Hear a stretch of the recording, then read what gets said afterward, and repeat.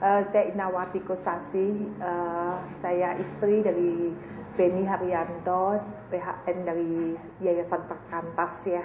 Dan kami berdua dulu dimenangkan dalam pelayanan mahasiswa di Kota Yogyakarta. Ya, jadi sekarang ini kalau saya ketemu dengan Fona, dengan Yulio, dan dengan Eka, rasanya itu menjadi satu saudara kami, gitu ya. Dan saya sendiri ketika menerima Tuhan Yesus sebagai Juru Selamat pada tahun 79, ada rasa berhutang gitu ya. Dan akhirnya saya pulang kampung, pulang ke kota Solo. Saya kuliah di kota Jogja, tapi saya pulang ke kota Solo setiap Jumat dan memulai pelayanan mahasiswa dan siswa di kota Solo. Tetapi tahun 81 ketika saya tahun 80 ketika mau skripsi, jadi kami membagi kekuatan yang mahasiswa dikerjakan oleh beberapa teman dan saya cenderung kepada pelayanan siswa. Tahun 81 saya lulus dan sesuai dengan kerinduan saya menyerahkan diri untuk menjadi staff full time untuk pelayanan siswa di kota Solo. Ya, dari tahun 81 saya bergabung dengan Perkantas dan menjadi staf Perkantas 81 sampai kami menikah tahun 84 dan melanjutkan staf Perkantas di Jakarta sampai tahun 86. Tahun 86 kami bergumul karena hari demi hari pelayanan yang diserahkan bukan pelayanan lapangan, tetapi Yayasan Perkantas menyerahkan kepada saya pelayanan administrasi kantor nasional. Ya, 10 bulan saya bergumul karena saya merasa bahwa panggilan hidup saya bukan untuk mengurusin administrasi, apalagi di dalam kantor yang berskala nasional. Dan saya pikir bahwa saya ingin hidup untuk menjadi seperti ketika saya di Solo itu melakukan pelayanan secara langsung kepada adik-adik siswa atau mahasiswa. Karena itu setelah 10 bulan kami menggumuli itu, akhirnya saya keluar dari Perkantas secara resmi. Tetapi waktu itu suami saya mengatakan satu hal bahwa yang penting visi kamu aja gitu ya, tentang gaji dan sebagainya nggak usah dipikirin ya, yang penting visi kamu. Dan akhirnya saya keluar dari Perkantas dan mengerjakan pelayanan kampus karena kebetulan kami rumah kami waktu itu kontrak di dekat Trisakti dan Universitas Tarumanegara. Jadi saya mengerjakan pelayanan kampus. Tetapi ketika 4 bulan sedang mengerjakan pelayanan itu, saya dipanggil oleh Yayasan Persekutuan Pembaca Alkitab. Waktu itu saya diminta untuk menangani pelayanan siswa dan pelayanan membuat bahan renungan siswa. Ya, jadi yang disebut dengan santapan harian remaja pemuda. Ya. Tawaran itu merupakan satu masa transisi juga, dan akhirnya saya pikir, wah, dunia siswa ini memang dunia saya. Jadi saya kembali ke pelayanan kantor di pelayanan siswa di PPA dengan mengerjakan bahan renungan santapan harian remaja dan pemuda. Ya. Kemudian tahun 87 saya mulai dengan pelayanan Perkantas PPA. Ya. Kemudian hari makin hari begitu juga yang terjadi. Jadi pelayanan terus dipusatkan kepada administrasi kantor, presentasi santapan harian ke gereja-gereja, ke kota-kota, dan hari makin hari saya makin menggumuli, sepertinya kok pelayanan ini makin menguras tenaga, makin menguras segala sesuatu di dalam diri kami, dan anak-anak juga sudah makin besar, saya harus pergi kemana-mana. Saya pikir saya menggumuli kembali, dan tampaknya Tuhan berbicara kepada kami bahwa bukan pelayanan yang seperti ini, yang presentasi, yang sepertinya marketing begitu ya, melatih orang memakai baca kali Alkitab, memakai santapan harian, bukan itu, tetapi lebih kepada membangun hidup orang. Itulah yang suami saya mengingatkan kembali visi kami, dan kami menggumuli betul-betul sampai pada akhirnya tahun 2004. Ya, tahun 2004 waktu itu satu situasi yang terjadi, sungguh-sungguh saya bergumul apakah saya harus keluar dari pelayanan yang saya berpikir bahwa seumur hidup saya sebetulnya saya akan mengabdi kepada yayasan ini. Tetapi kemudian tahun 2004 saya ingat waktu itu saya mengisi camp KTB di di mana ini? Di Pacet ya. Ada yang ikut waktu itu? Ada ya, Didi ya. Ada yang ikut lainnya? Enggak ada ya? Enggak. Ya waktu itu saya ingat sekali waktu itu bergumul berat sekali antara saya harus keluar atau enggak, saya bingung gitu ya. Tetapi pada waktu hari pertama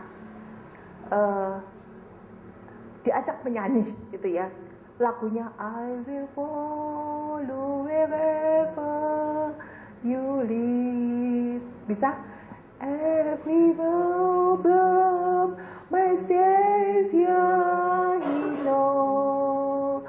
Though the path may be long, with the cross I'll be strong. I will go wherever He goes. Ya, pada waktu lagu itu dinyanyikan, seperti ada satu suara yang mendengar, maukah kamu mengikuti aku? Meskipun perjalanan itu panjang, perjalanan itu begitu kabur. Mungkin kamu harus pergi ke suatu tempat yang trouble, yang susah. Tapi maukah kamu mengikuti aku? Dan waktu itu saya mengatakan, Tuhan, kalau memang ini panggilanmu, aku rela. Dan betul-betul pulang dari camp KTP itu, saya mengatakan, Tuhan, aku rela.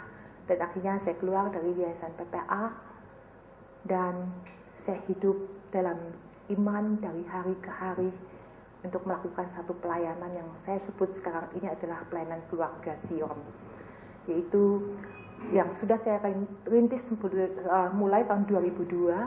Saya mulai dengan kelompok-kelompok kecil dan kelompok-kelompok PA yang saya sebut dengan Sion. Tahun 2005 kantor suami saya tutup dan akhirnya dia tidak mempunyai pekerjaan yang tetap, dan waktu itu kami sungguh-sungguh menggumuli, dan tetapi visi ini terus membakar kami. Ya, 7 tahun kami telah melakukan pelayanan secara iman kepada Tuhan, dan dari hari ke hari kami hanya bisa bergantung kepada Tuhan, dan dari waktu ke waktu kami melihat bagaimana pemeliharaan Tuhan. Ya, tahun ini tahun yang ke-7 hidup kami dipakai untuk pelayanan Sion. Ya, jadi itu perkenalannya. Ya, waktu saya seorang ibu dengan 2 anak, ya tadi lupa ya, dengan 2 anak. 1 anak saya bawa ke sini karena sudah lulus ujian SMU, dan 1 anak kuliah semester kedua. Ya, saya seorang ibu, tapi di tengah-tengah pelayanan Perkantas saya nggak kepengen dipanggil ibu. Ya, kayaknya kok ibu kok tua banget gitu. Ya ada uban sih udah.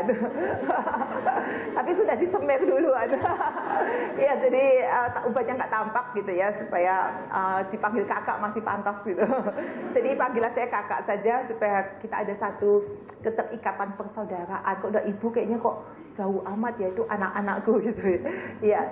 Dan saya pasti lebih senior karena tahun 81 saya sudah mulai di Perkantas ya, jadi pasti lebih senior. Gak ada yang lebih tua dari saya pasti. Iya, jadi panggillah saya kakak saja supaya kita bisa lebih menikmati perkakak ajikan gitu ya, supaya lebih enak lah gitu ya, supaya saya juga nggak canggung, dan supaya saya juga merasa diterima sebagai seorang kakak gitu di tengah-tengah pelayanan Perkantas ini. Iya, mari kita berdoa. Kami bersyukur ya Allah, karena Engkau memanggil kami dengan panggilan yang mulia, untuk maksud dan rencanamu yang mulia. Engkau memanggil kami bukan untuk melakukan sebuah activity, tapi Engkau memanggil kami untuk kami makin serupa dengan Engkau dari dalam kehidupan kami dari hari ke sehari. Engkau memanggil kami bukan kami untuk melakukan sebuah program yang besar, tapi Engkau memanggil kami karena Engkau ingin ada sebuah perubahan besar di dalam hidup kami. Engkau memanggil kami bukan untuk sebuah kegiatan yang besar, tapi Engkau memanggil kami untuk makin hari, makin berjalan dengan Engkau, hidup dekat dengan Engkau, berelasi dengan Engkau, dan hanya melakukan yang Tuhan mau dalam hidup kami. Berkati pembicaraan kami pada malam hari ini. Di dalam nama Tuhan Yesus kami mohon. Amin. Ya, kita hidup di dalam satu dunia yang sedang berubah. Ya, saya tidak akan memberikan seminar pada malam hari ini. Jadi kita lebih tanya jawab dan kita lebih diskusi.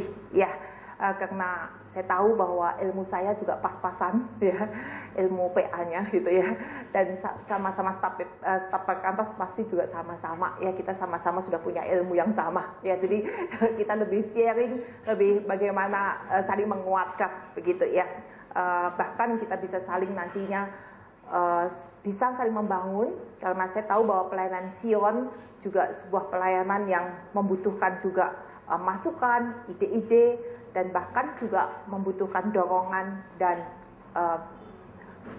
masukan-masukan nasihat-nasihat ya.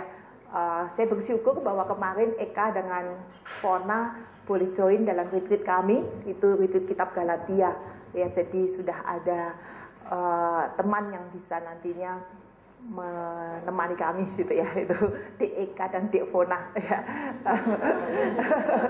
Ya, dan saya bersyukur bahwa ada Dek Yance.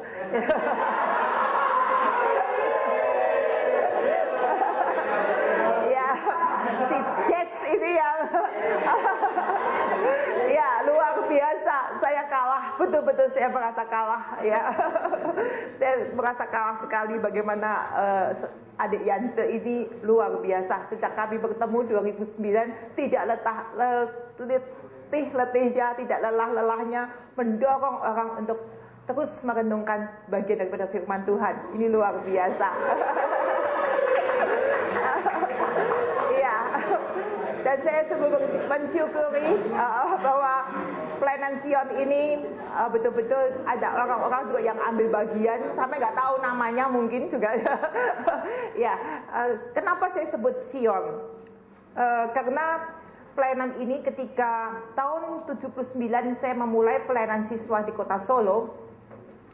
Waktu itu agak sedikit amburadul setelah 2 tahun pelayanan ini berjalan. Maka pada tahun 82 kami retreat dengan beberapa orang, dan akhirnya kami dikuatkan dengan satu bagian firman Tuhan, yaitu kitab Yesaya pasal yang kedua ayat 1 sampai dengan ayat yang ketiga. Itu tahun 1982, waktu kami merasa bahwa ini PSK ini mau dibawa kemana? PSK ini mau dilayani dalam bentuk yang bagaimana? Nah, akhirnya ketika tahun 1982 kami mendapatkan bagian firman Tuhan dari Yesaya pasal 2 ayat 1 sampai 3, kami langsung memiliki satu komitmen bahwa dari PSKS harus keluar pengajaran, dari PSKS harus keluar firman Tuhan. Maka mulai dari tahun 82 metode pelayanan PSKS adalah metode pelayanan discipleship ya.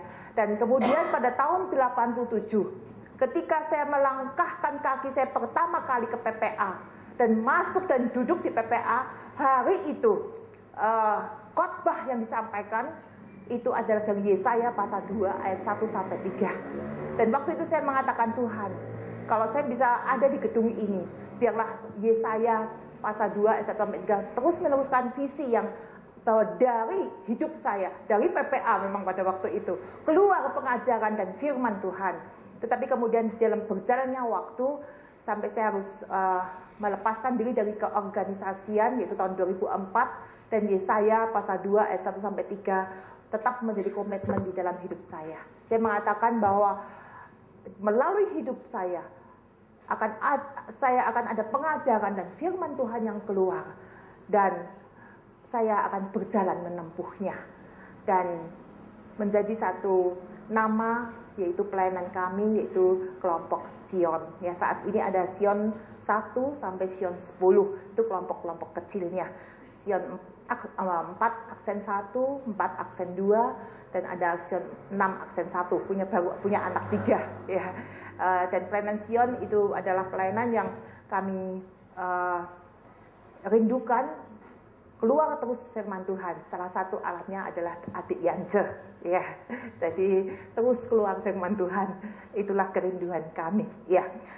Hari ini yaitu kita sedang berada dalam satu dunia yang berubah.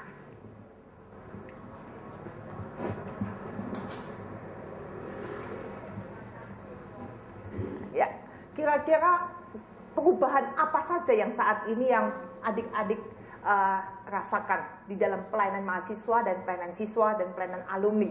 Yuk kita diskusi. Hari ini tidak ada seminar, tapi diskusi.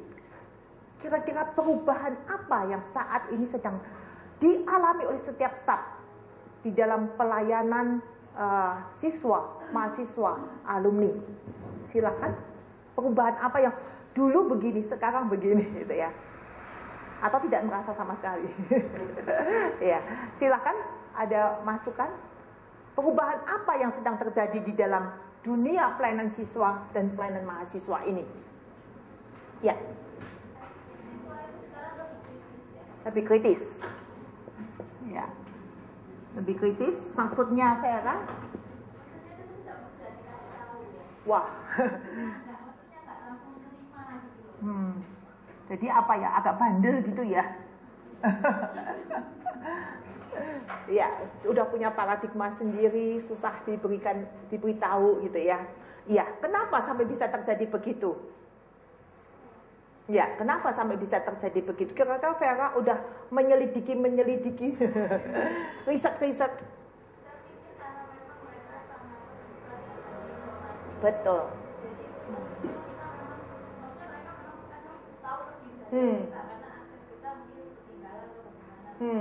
Iya, betul. Saat ini siswa begitu banyak masukan-masukan yang diterima, ya, dari segala jenis informasi, baik informasi melalui internet, baik informasi melalui TV, Twitter, apalagi Facebook, apalagi banyak sekali, ya. Bahkan seperti di sekolah, guru-guru sekarang udah males menulis bahan dan sebagainya, anak-anak suruh riset di internet, buat makalah-makalah yang download dari internet, di copy tebel-tebel itu untuk menjadi bahan laporan mereka. Gurunya baca? Belum tentu, ya. Tapi anak sudah terima, wah, macam-macam, download, wah, makin tebal makin bagus nilainya gitu ya. Apalagi kalau di bindingnya bagus-bagus lagi. Bindingnya bagus-bagus lagi. Wah, pernah tuh Stefani malam-malam binding buku bagus. Untuk apa? Supaya nilainya bagus. Isinya apa? Kagak tahu. Karena cuma download. Ya, betul. Betul sekali, Mbak. Begitu banyak informasi, Twitter, Facebook, segala sesuatu begitu merasuki dunia anak. Ya, ada lagi perubahan apa lagi? Pelayanan mahasiswa, pelayanan siswa yang udah terkantas 5 tahunan. Terkantas, ya. Kegigihan dari mahasiswa kurang.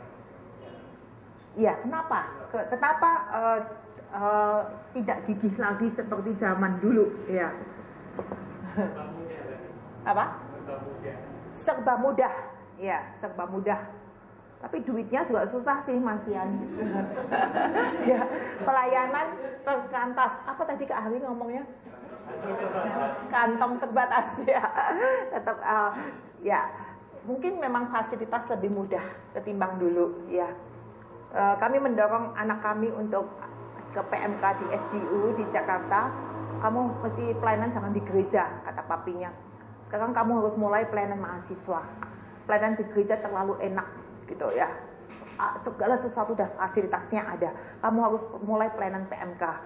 Terus dia sudah mulai pelayanan PMK. Terus suatu hari dia bilang gini, Pipi, pelayanan PMK enak-enak aja tuh, nggak ada susahnya katanya gitu. Lah, dulu papi begini, ya itu kan dulu. Sekarang nggak begitu katanya begitu. Ya, jadi memang lain suasana pelayanan mahasiswa waktu kami dengan anak kami sekarang ini beda sekali. Ya, beda sekali. Ya, ada lagi perubahan yang lain? Ya, sibuk. Oh, ya, sibuk. Ya, perubahannya sibuk. Ya, dulu masih nggak sibuk. Ya, sekarang sekolah sampai jam 4 sore. Ya, belum nanti les macam-macam. Ya, sibuk. Ada lagi perubahan yang lain? Perubahan yang sangat dipengaruhi oleh zaman posmo. Ya. Sehingga orang mengatakan bahwa tidak ada sesuatu kebenaran yang memang pasti. Yang apa? Mutlak. Ya. Semua kebenaran sama aja. Kamu jangan memaksakan kebenaranmu. Saya juga punya kebenaran. Jangan memaksakan kebenaran Anda di dalam hidup saya. Ada lagi? Perubahan apa lagi? Apanya? Peminat? Oh, minat rohani. Iya, betul. Kenapa minat rohaninya makin menurun? Ya, kenapa minat rohani makin menurun? Pak Anton.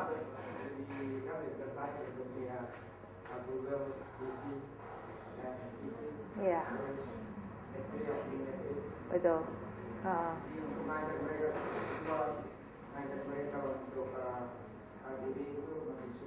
Iya. Iya, KTP online aja Kak gitu ya. Ada ya.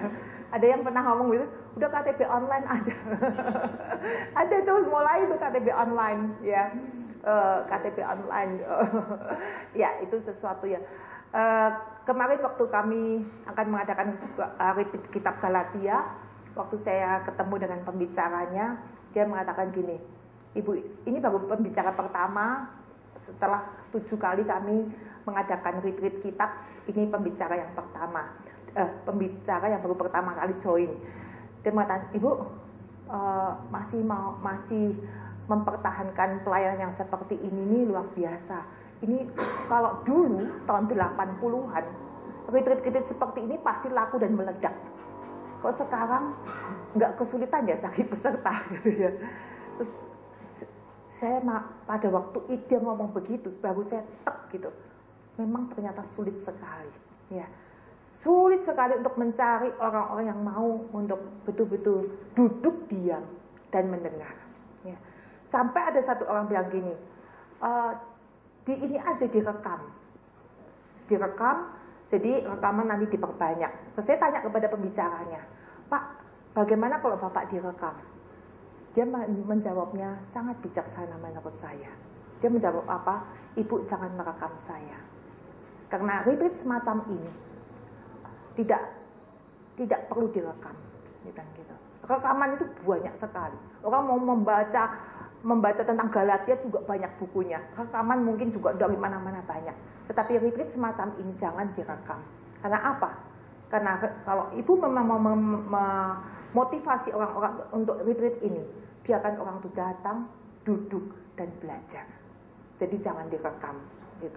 Kalau direkam percuma. Ya, karena retreat ini harus duduk belajar. Kalau tidak mau duduk belajar, maka tidak mau. Tetapi orang sekarang mengatakan apa? Oh, rekam aja. Nanti saya hanya datang sesi ini, saya mau rekamannya aja. Dan itu menjadi sesuatu pola. Saya bisa mendengarkan di mobil, saya bisa mendengarkan di mana saja saya mau, ya. Saya pasang apa itu kuping, ya saya bisa mendengar segala sesuatunya, ya. Bahkan sambil apapun saya bisa mendengar.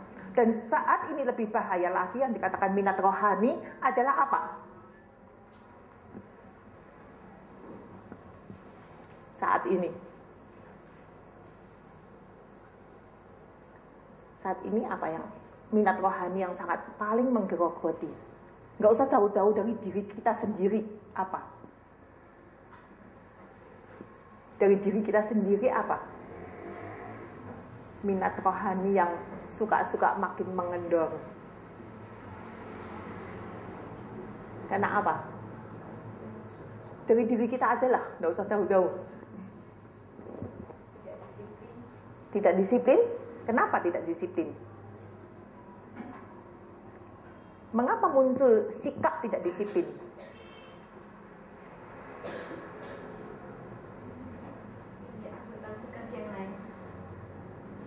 Ya, pertama karena kita fokus kita adalah bukan spiritual oriented, tetapi kita masuk di dalam apa? Tas.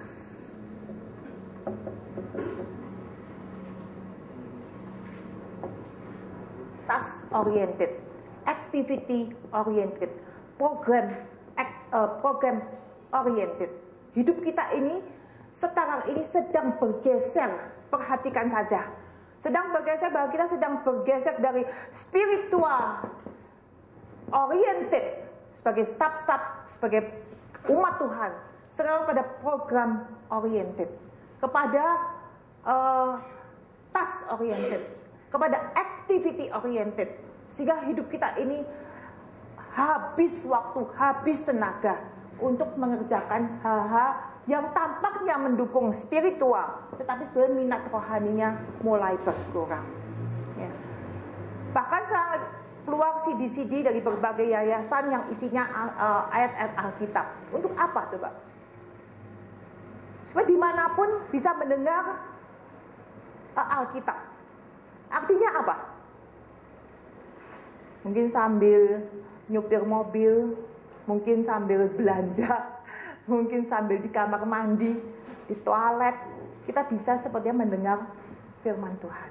Sepertinya kita ada kehausan, tetapi waktu kita tidak lagi digunakan untuk sesuatu yang betul-betul spiritual. Minat rohani sekarang itu makin turun. Bahkan apa? Di dalam hidup yang makin berubah ini, sepertinya kita melihat sebuah pola hidup yang selalu tergesa-gesa, yang selalu habis waktu, selalu berantakan time management kita. Bahkan di tengah-tengah dunia yang begitu serba banyak informasi, kita bukannya makin tercerahkan oleh informasi, kita justru makin tenggelam di dalam informasi dan kita megap-megap dengan informasi. Ya. Sekarang orang saat teduh sampai buka Google, cari penafsiran di Google, katanya saat teduh katanya. Ya, wah, orang mempersiapkan khotbah. Coba perhatikan, jangan-jangan juga di antara kita bilang kok kamu saat teduh jangan lama-lama. Oh iya Cik, aku buka Isword, aku buka NIV, aku buka. Terus buat apa? Ya buat informasi banyak-banyak. Lalu sesudah itu apa yang terjadi? Ya bolong-bolong. Kalau waktunya banyak, saya melakukan waktu teduh. Kalau saya tidak punya waktu yang banyak, seolah-olah itu tidak ada gunanya untuk waktu teduh. Dan akhirnya dia tenggelam bisa sebulan sekali baru saat teduh. Tapi begitu saat teduh bukanya NIV, Google, apa-apa semua dibukain. Ya, itu minat rohani yang makin berkurang. Terus apa lagi?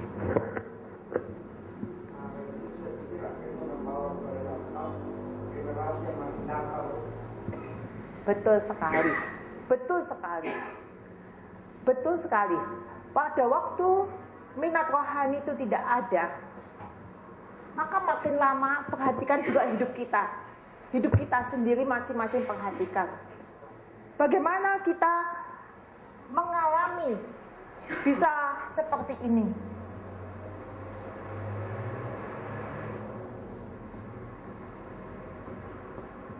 Sebuah batu yang ditaruh di atas awan.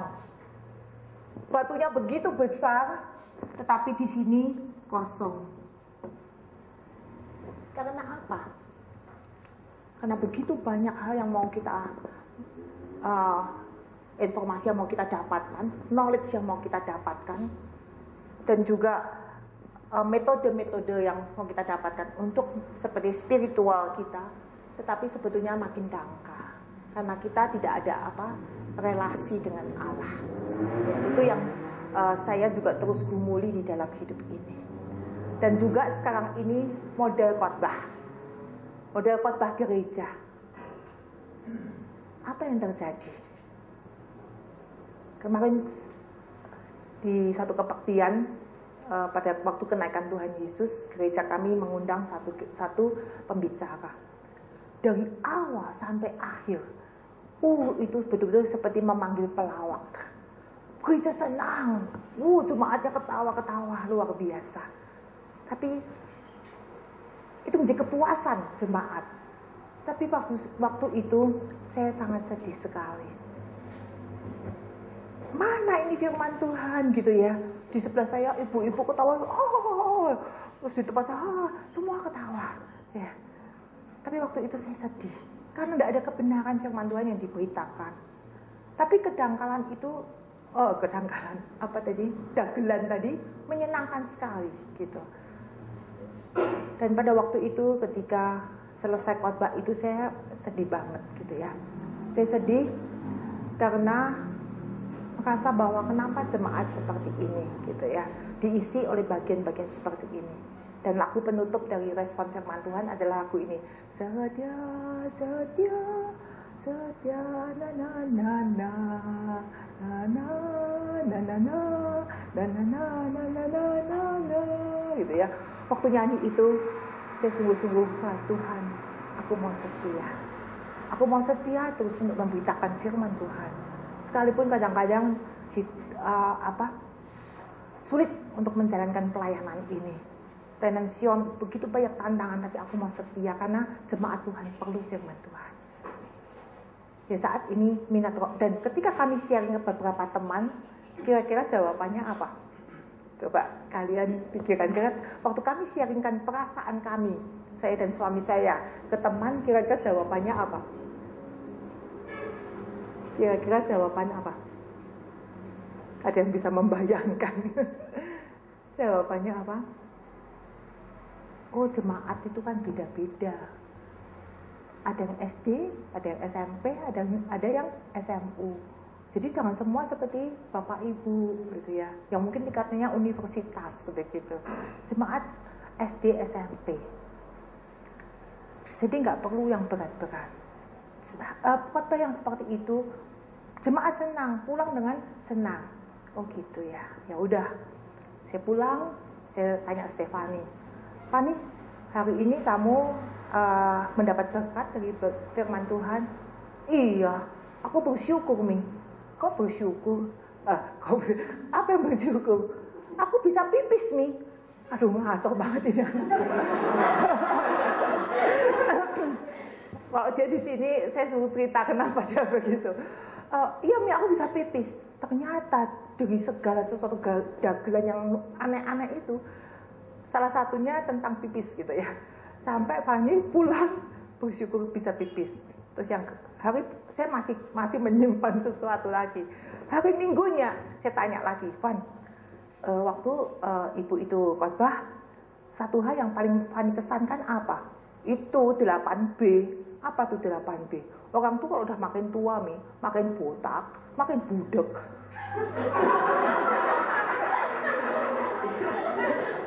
Makin bawel. Terus lama-lama, wah itu yang makin jorok itu. Itu anak saya masih bisa saya gembalakan, ya. Yang lain bagaimana? Ini memang terjadi ini. Karena itu staf perkantas harusnya bagaimana menanggapi ini? Staf perkantas harusnya bagaimana menanggapi hal ini? Mari, staf perkantas harusnya bagaimana menanggapi dunia yang saat ini seperti ini? Orang saat ini, kalau dulu waktu kami masih di PMKY, belum ada bahan renungan. Sampai kami ngetik dari ODB, kami terjemahkan. Terus saya sama Benny yang itu pergi ke percetakan, kita stensil, kita cetak, kemudian kita bagi-bagikan ke PMKY, ke PSKS dan sebagainya. Sekarang ini di semua toko buku begitu banyak renungan, ya banyak banget renungan. Dan saat ini orang bisa pakai 2-3 macam renungan setiap harinya, ya. Dan itu luar biasa, ya. Pada zaman kami dulu PMKY, PMK Yogyakarta belum punya tool apapun, di toko belum ada yang jual. Waktu itu hanya ada saat teduh, itu pun susah di Jogja. Dan satu kami menerjemahkan Our Daily Bread. Habis itu nggak ada bahan lain.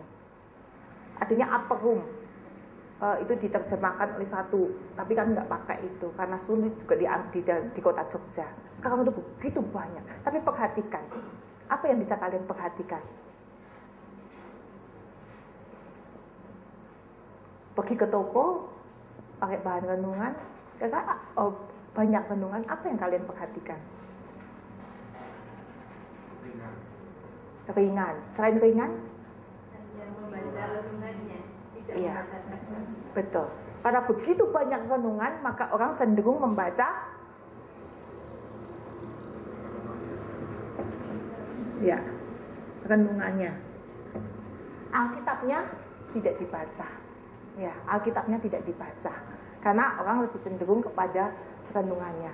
Dan kemarin di dalam Kritik Galatia ada satu bapak-bapak dengan jujur sekali mengatakan, saya baru hari ini bahwa saya tahu bahwa ketika membaca Alkitab, kita harus menafsirkan, kita harus mempelajarinya. Karena biasanya saya membaca renungannya. Ayatnya nggak saya baca, Alkitabnya nggak dibuka dan tidak ditafsirkan. Itu zaman saat ini. Jangan sampai ya staf perkantas, jangan sampai begitu ya. Karena dulu saya beberapa tahun yang lampau ada satu staf perkantas, Kak Ina, hari ini luar biasa. Aku dapat firman yang luar biasa. Oh gitu ya. Apa yang kamu dapatkan? Ini loh Kak. Buka ODB-nya, merah, hijau, kuning, semua ada di situ. Saya bingung, kok begitu? Saya bilang gitu ya. Ya, yang dijadikan berkat itu bukan Alkitabnya tapi renungannya. Ya, staf perkantas jangan begitu ya. Enggak kan?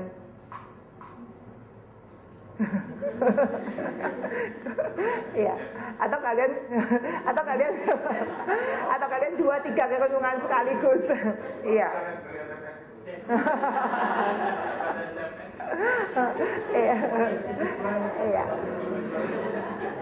Iya, jadi saat ini sungguh-sungguh kita hidup di dalam dunia yang begitu banyak perubahannya.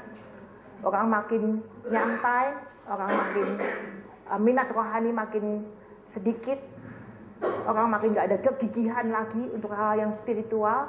Semuanya serba ada, mau khotbah aja nggak usah siap, langsung cari di web-web apa khotbah sudah jadi, ya. Dan itu teman saya ngomong begitu, aduh ini nggak usah susah-susah, ini aja web-web ini banyak banget khotbah-khotbah yang ada, ya. Bahan KTB banyak sekali. Kalau dulu zaman saya di PSKS tahun 80-an kami nggak punya bahan kecuali MHB gitu ya. Habis itu nggak punya bahan banyak sekali, kami harus membuat bahan. Sekarang itu begitu bahan banyak, tapi makin minat rohani makin dangkal. Ya. Nah, menanggapi begini, apa yang harus kita pikirkan sebagai staf perkantas? Silakan. Apa yang harus kita pikirkan sebagai staf perkantas?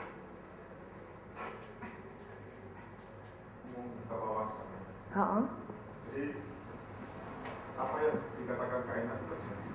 Saya mimpin satu Bible study, satu gereja kelompok.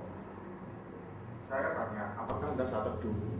Saat teduh, tapi mereka sharing ya biasa seperti ini. Karena memang modelnya baca itu, sehingga pendangkalan. Saya ajari agar mereka metode BGA, saya ajari mereka prinsip-prinsip hermeneutik.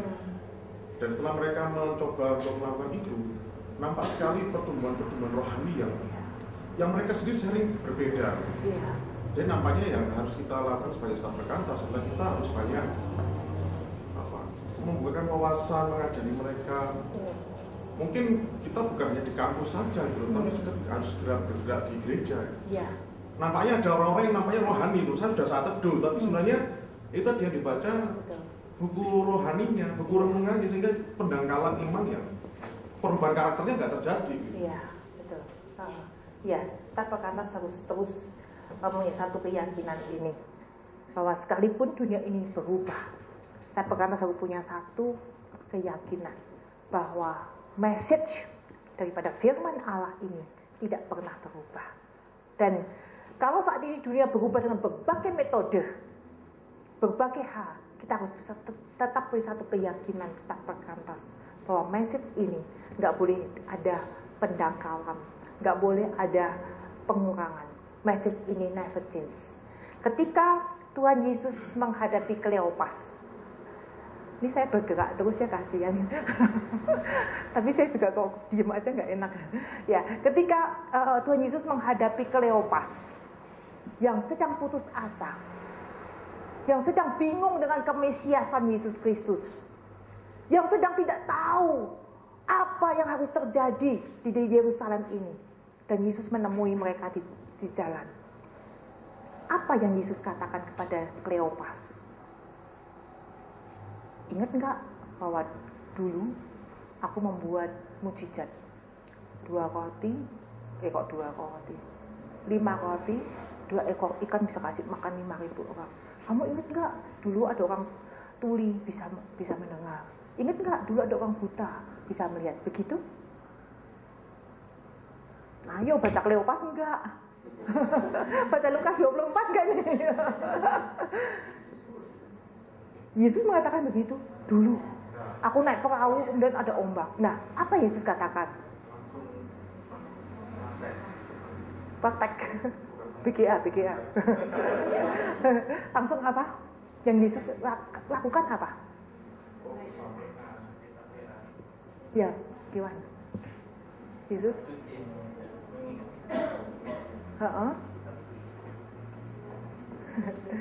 Ya, dia menceritakan apa yang ada di dalam kitab Musa, kitab nabi-nabi. Ya, Yesus menceritakan apa yang ada di dalam kitab suci. Dia tidak menceritakan apa yang terjadi di Yerusalem. Dia tidak menceritakan apa yang terjadi dengan imam-imam. Iya, itu memang imam-imam itu bodoh gitu. Enggak. Ya. Oh, memang imam-imam itu kurang ajar. Enggak begitu juga. Ya, tapi dia menceritakan apa yang ada di dalam kitab suci. Mulai dari kitab Musa, kitab nabi-nabi, kitab Mazmur. Dan pada waktu Kleopas mendengar cerita dari sang tamu tanda petik yang tidak dikenal itu yang menceritakan kitab Musa, kitab nabi-nabi, apa yang terjadi dengan Kleopas? Yancer masih ingat? Karena waktu itu hatinya berkobar-kobar. Nah, itulah yang harusnya terjadi dengan pelayanan berkantas. Ya, kita harus mempunyai satu pelayanan yang menceritakan kitab Musa, kitab nabi-nabi, kitab raja-raja, kitab Mazmur, kitab Injil, kitab kisah para rasul, dan membuat hati orang berkobar-kobar. Jangan ngantuk. Keyakinan saudara-saudara sekalian bahwa Alkitab itu tidak pernah berubah, dan kita tidak usah takut menghadapi dunia yang berubah. Tidak usah takut menghadapi dunia yang berubah. Tidak usah takut dengan paradigma yang berubah. Tidak usah takut dengan metode pendekatan yang berubah. Kita harus terus memberitakan kebenaran firman Tuhan yang tidak pernah berubah ini. Ini harus menjadi satu keyakinan staf perkantas. Kalau enggak, kita akan hanyut juga. Kita harus punya satu keyakinan yang teguh bahwa berita ini bukan berita yang akan berubah dan berita yang tidak berubah, dan aku pun harus tidak berubah. Keyakinanku, kepastianku, junjunganku tidak pernah berubah. Itu yang harus kita yakini, benar-benar yakin. Kalau kita sudah bergeser, maka kita juga akan ada terjadi pendangkalan secara perlahan-lahan. Bagaimana kita harus berdiri di tengah-tengah dunia yang sudah berubah ini? Bagaimana kita dapat berdiri dengan tegak? Yuk, silakan masukkan. Bagaimana kita bisa berdiri dengan tegak? Di tengah-tengah dunia yang berubah, di tengah-tengah pelayanan yang berubah, di tengah-tengah hidup kita juga yang mungkin makin berubah juga, ya. Apa yang harus kita lakukan supaya kita tetap stand to pada kebenaran? Silakan, yang mulai agak limawat. Apa yang harus kita pertahankan? Marlia? Oh, doa. Ya, doa. Apalagi?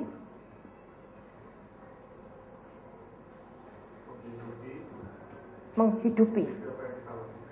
Iya.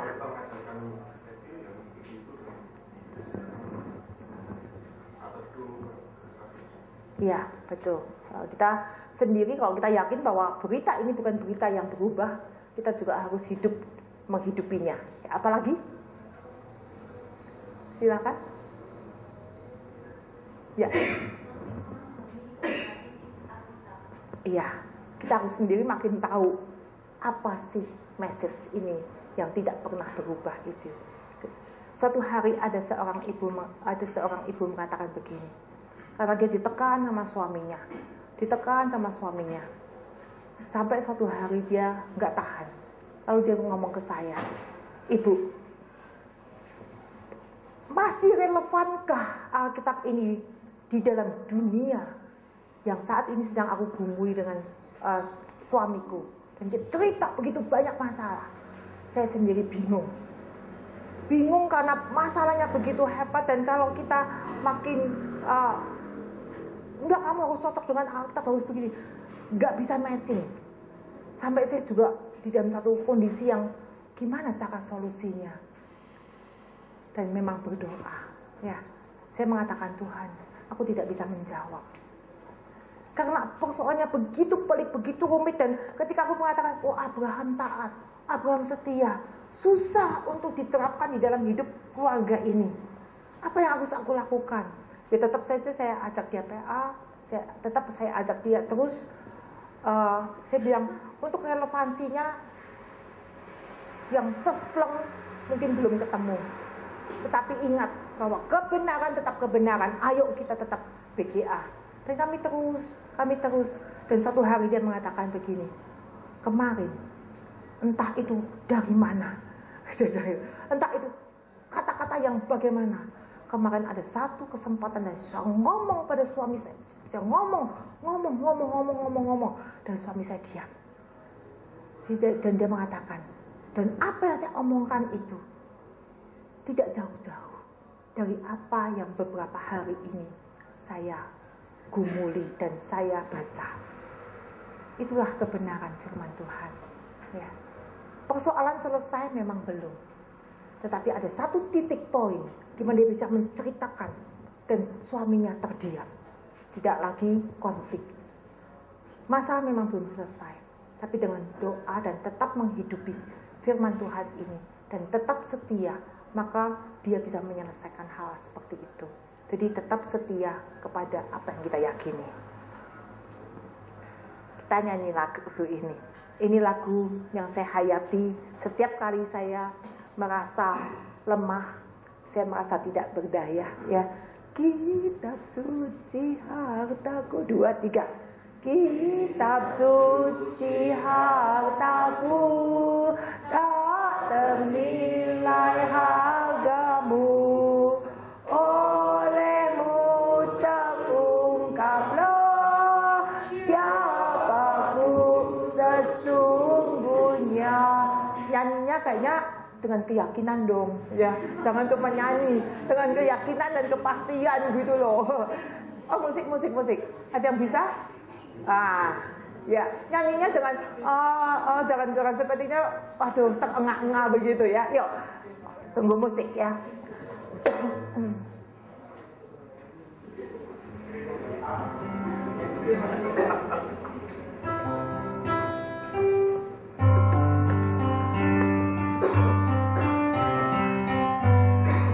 Kitab suci hartaku, tak ternilai hargamu. Olehmu terungkaplah siapaku sesungguhnya. Alkitab membimbingku pada juru selamatku dan membuatku sadar jika aku tak benar. Ku dihibur olehnya bila susah dan lelah, dan diajar beriman atas mautku untuk menang. Sukacita yang bangga diungkapkan olehnya. Kitab suci hartaku, tak ternilai hargamu. Iya, ketika saya lelah, ketika saya merasa tak berdaya menghadapi kelompok-kelompok PA ketika saya harus menghadapi tantangan-tantangan untuk terus bahwa the message never change ini untuk diterima oleh orang lain bukan masalah yang begitu mudah, ya. Apalagi saya menghadapi dunia bisnis, dunia ibu-ibu, dunia ada ibu-ibu yang harus ditekan, yang harus mengalami tekanan suaminya, ada ibu-ibu yang harus menderita karena anak-anaknya. Rasanya suatu saat sepertinya begitu letih, begitu lelah. Tapi di saat-saat yang seperti itu, inilah yang terus menguatkan saya. Bahwa kitab suci itu begitu berharga, tak ternilai harganya. Dan itu saya pegang untuk terus-menerus di dalam hidup ini untuk setia.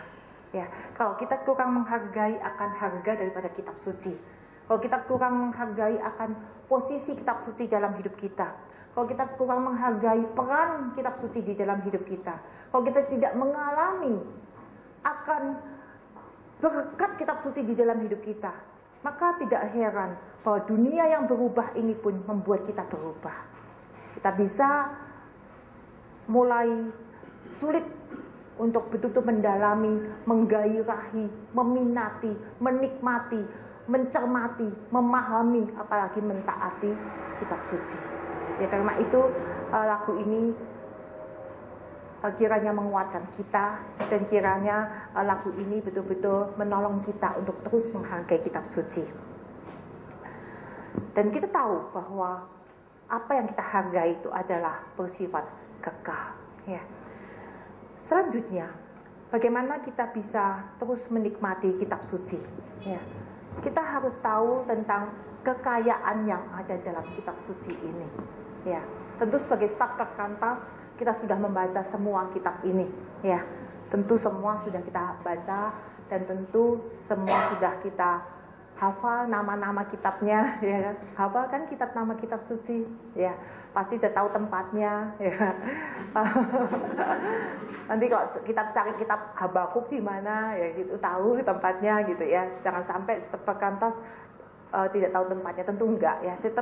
Tentu setiap kita sudah begitu hafal, begitu tahu sejarahnya, begitu tahu cerita segala sesuatu yang ada dalam kitab-kitab ini. Tetapi satu hal kita harus melihat perpustakaan yang begitu besar ini adalah perpustakaan yang bukan hanya memaparkan sebuah buku-buku, sebuah perpustakaan kitab-kitab, tapi kita harus makin mempunyai satu kegairahan, satu kerinduan bahwa begitu banyak kitab ini, itu yang harus terus menggairahkan hidup kita. Ya. Saya sendiri merasakan ini ketika saya sudah mulai di dalam Planet ini sejak tahun 2002, dan saya mengatakan kepada kelompok pertama saya, ada 3 ibu, dan saya mengatakan kepada mereka, mulai tahun 2003 kita mau belajar untuk 8 tahun menyelesaikan seluruh Alkitab, dan nanti 2010 kita selesai, dan tiap hari kita mau mencatat apa yang kita dapatkan. Waktu itu kami berdoa, kami komitmen, dan kami mengatakan, Tuhan tolong kami 8 tahun menikmati seluruh kitab ini. Dan bersyukur kemarin tahun 2010 kami mengakhiri, dan akhirnya kami merayakan kecil-kecilan gitu ya, merayakan kecil-kecilan bahwa betul-betul kami bisa menikmati. Tetapi sebetulnya masalahnya bukan hanya menyelesaikannya. Sebetulnya masalahnya bukan hanya untuk supaya kita mempunyai segala sesuatunya, bukan. Tetapi masalah yang saya pikirkan sebagai staf, sebagai hamba Tuhan, sebagai staf perkantas, seluruh kitab ini seharusnya menjadi satu kitab-kitab yang terus membawa pada kita pengenalan yang makin sungguh akan Allah, relasi yang makin dekat dengan Allah. Ketika kita membaca kitab apapun yang ada di dalam kitab ini, seharusnya setiap kitab itu membawa kita dekat dengan Allah, membawa kita melihat kemuliaan Allah, melihat setiap kitab itu sesuatu yang berharga, melihat seluruh perpustakaan ini satu kerinduan kita yang menggebu-gebu, kerinduan kita yang begitu berapi-api.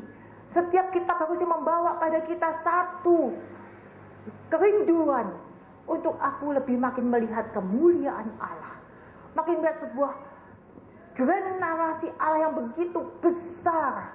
Dan saya setiap kitab membawa saya kepada satu fokus, yaitu Yesus Kristus. Ya, seharusnya begitu.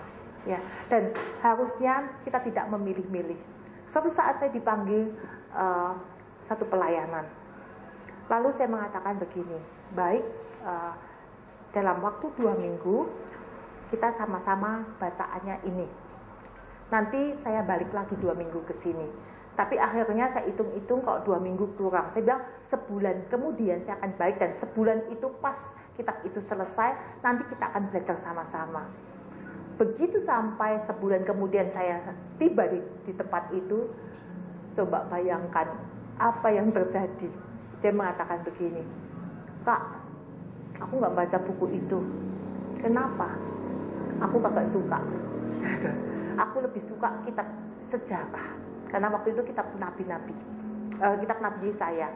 Terus yang kedua, dari 17 orang, semua jawabannya tidak membaca. Kenapa? Bosen. Tiap hari kok Yesaya melulu, gitu. Jadi aku bosen, tidak membacanya. Ada yang saya tidak membaca. Kenapa? Oh, saya lagi menyelesaikan 2 Samuel. Jadi saya tidak membaca. Yang lain lagi mengatakan, aku tidak membaca, habis agak mudeng, gitu. Terus yang lain lagi, kamu membaca? Saya tidak membaca. Saya tidak suka kitab yang membingungkan, gitu ya. Akhirnya dari 17 orang itu satu, yang terakhir saya berharap, wah jangan-jangan ini semua nggak membaca. Saya mencoba membaca, dan saya berjuang untuk membaca, dan saya berupaya untuk menyelesaikan, dan saya selesai. Wah lumayan, gitu ya. Ada 1, ya. Sebagai seorang staf, kita harus melihat perpustakaan ini. Tidak ada buku yang membuat kita tidak bergairah. Imamat bergairah enggak? Skakmat, ya. Kitab Wahyu bergairah enggak? Tidak boleh mengatakan aku bergairah yang ini, aku bergairah yang itu, tidak. Seluruh kitab berharga, dan seluruh kitab harus kita minati dengan hati yang berkobar-kobar. Dan seluruh perpustakaan ini harus terus membawa kita kepada satu inti berita, yaitu berita tentang Yesus Kristus. Karena itu jangan ada satu buku yang kita baca sampai berulang-ulang sampai gitu ya. Ada satu buku yang dibuka aja kagak, ya. Ada kitab Sefanya, wah itu susah Sefanya. Obadja, wah susah itu Obadja. Dan mana yang gampang? Ya, nggak ada yang gampang. Semua juga punya kesusahannya. Ya. Oh mungkin saya Bible reading cepat, setahun selesai. Oke, nggak masalah, nggak apa-apa satu tahun selesai Bible reading. Tapi itu tidak bisa menjadi satu patokan untuk kita bisa menikmati akan firman Tuhan dan perpustakaan ini. Jadi tiap-tiap kita harus punya satu sistem untuk betul-betul meminati, mencermati, memahami, mengerti, memahami dari seluruh perpustakaan ini. Dan tiap-tiap kita harus punya planning, ya, untuk bisa menikmati seluruh perpustakaan ini. Selanjutnya lagi, ini adalah angka hitungan aja, ya. Tahu nggak 593, 5593? Tahu nggak? 5593, 593, 5593. Dan 5949. Ini bukan nalo, ya. Tapi itu adalah angka yang tadi, ya. Kita harus membaca Alkitab di dalam grand narasinya, ya. Kita harus tahu bahwa setiap kita membaca Alkitab, kita sedang membaca 5 kitab Musa, 9 kitab sejarah pra pembuangan, dan 3 kitab pasca pembuangan, 5 kitab puisi, 5 kitab puisi, 5 kitab nabi besar, 9 kitab pra pembuangan, dan 3 kitab pasca pembuangan. Dan itu merupakan sebuah narasi yang kita harus terus menggairahkan kita ketika kita membaca Alkitab. Jadi angka ini harusnya angka yang menggairahkan kita membaca Alkitab. Dan kalau teman-teman mempunyai satu sistem membaca Alkitab secara pribadi, oh saya tahun ini saya nggak mau pakai bahan apapun. Oke, nggak apa-apa. Terus pakainya bahan apa? Ya kalau bulan ini saya, bulan depan belum tahu ya. Mungkin Matius. Jadi dia selesai Matius, terus dia membuat lagi bahan lagi. Oh saya mau selesai Wahyu, saya kepingin belajar Wahyu. Coba kalau Anda punya sistem membaca Alkitab dengan membuat daftar bacaan sendiri, pikirkan di bulan Desember. Selama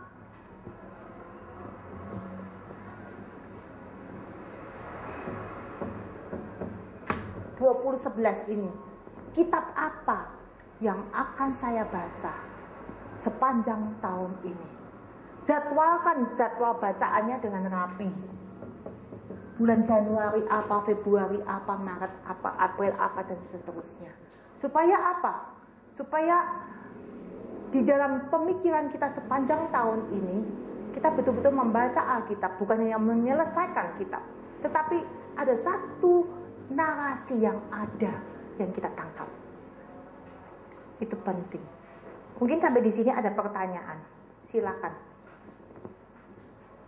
Karena ini agak mengusik kebiasaan pribadi. Mungkin ada yang mau bertanya? Ya. Menjaga?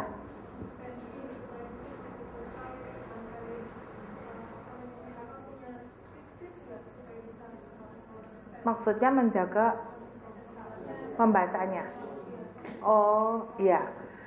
Kalau saya memang karena dulu pernah mantan PPA, jadi saya pakai PPA punya, karena saya merasa sudah diatur. Nanti saya akan ceritakan, ya.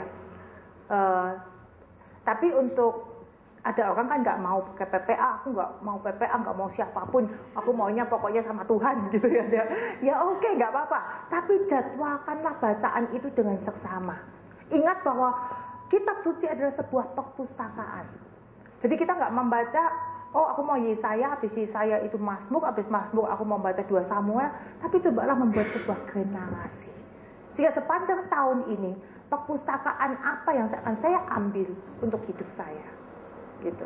Dan konsistensinya, karena Sempona misalkan membuat jadwal ketat, maka itu pasti akan terjadi satu kegairahan untuk mengikutinya. Tapi kalau jadwal kita hari ini 2 pasal, besok 3 pasal, hari ini 1 pasal, besok 5 pasal, pasti nggak konsisten. Nah, tapi kalau setiap hari saya mau membaca ini, target saya bulan Februari, bulan Januari selesai kitab ini, Februari selesai kitab ini, pasalnya tiap hari ini, pasti kan konsisten. Tapi kalau enggak, biasanya enggak. Karena saya melihat ada beberapa orang yang saat teduhnya tanpa bahan apapun, tapi dengan dirinya sendiri, oh saya mau belajar Efesus, saya mau belajar Timotius, itu biasanya bisa terjadi ketidakkonsistenan biasanya, tapi ya ada yang konsisten. Ya, ada yang mau bertanya lagi mengenai hal ini? 5935 ya. Mau diulangi itu tadi kan itu sesuatu yang mungkin penting. Yang di mana? Ya, mungkin sesuatu yang menarik, karena kemarin juga teman-teman mendapatkan pola-pola seperti ini, tapi saya kok merasa tidak semua kita bisa pernah mendapatkan ini. Jadi mungkin diulangi lagi supaya teman-teman juga yang baru-baru bisa menangkap lebih untuk pola yang ini ya. Ya. Jadi begini, Alkitab itu terdiri dari berbagai macam kitab. Ya. Kita harus tahu ciri-ciri masing-masing kitab ini. Ini adalah kitab Musa. Kita harus punya ciri-ciri seperti itu, ya. Ini adalah kitab sejarah, ya. Kitab sejarah, dan ini adalah kitab sejarah masa pra pembuangan, yaitu masa masuknya bangsa Israel ke tanah perjanjian sampai ke pembuangan, pra pembuangan. Sesudah itu ada kitab sesudah pembuangan 3, 5, 9, 3. 5 kitab poetry, kitab puisi, kitab pergumulan secara pribadi itu dengan Allah. Ya. Kemudian ada 5 kitab nabi besar sampai di sini. Ya, ini kenapa nggak tahu ya. Kenapa 4? Kemudian 9 kitab nabi kecil pra pembuangan. Ya, sesudah itu kitab nabi kecil sesudah pembuangan, yaitu Hagai. Nah, ada 5 Injil, ada 4 Injil dan 1 sejarah. Ya, itu yang harus kita ikuti. Kemudian ada surat-surat Paulus. Surat-surat Paulus yang sifatnya jemaat dan sifatnya adalah pribadi. 1, 2, 3, 4. Ya, makanya ada angka 4 tadi muncul. Ya, 9, 4. Kemudian ada kitab-kitab surat sesudah Paulus, yaitu kitab untuk masyarakat Ibrani. Nah, kalau kita mempunyai kerinduan untuk membaca Alkitab dalam waktu teduh atau PA pribadi, maka seharusnya kita punya pola perpustakaan ini dalam pikiran kita. Supaya apa? Supaya kita nggak membacanya nyomot-nyomot. Memang ada orang yang nyomot-nyomotnya lebih seru lagi, yaitu hari ini Yeremia, besoknya Yeskiel, besoknya Wahyu, besoknya Tesalonika, besoknya Filipi. Ya, menurut saya boleh aja begitu. Tetapi harus ada waktu-waktu yang lebih membaca Alkitab secara kitab berurut. Ada orang yang mengatakan begini, Kak Ina, aku maunya muncul dalam hatiku pengen belajar Yeremia. Ya aku tekunin Yeremia. Gitu. Kemarin ketemu seseorang, Kak, punya latar belakang Mazmur enggak? Kenapa? Aku mau membaca Mazmur 150 hari. Jadi 1 hari 1 pasal. Oke, nggak apa-apa, nggak masalah untuk saat teduh 150 hari dengan Mazmur. Oke, nggak masalah. Tapi tetap kita harus mengingat bahwa di dalam kita membaca Alkitab, kita harus ingat satu cerita yang disebut dengan grand narasi. Karena apa? Saya membaca di buku ini, kayaknya setiap staf perkantas perlu punya buku ini. Ya, ini dari Langham, Jonathan Lamb. Ya, perlu punya ini bagus banget. Ya, saya membaca ada satu hal yang bagus sekali di sini. Alkitab itu dia gambarkan seperti ini. Seperti bukan aliran sungai yang seperti ini, ya. Aliran-aliran sungai yang seperti ini. Tapi dalam bagian itu dia menceritakan begini, bahwa di Alkitab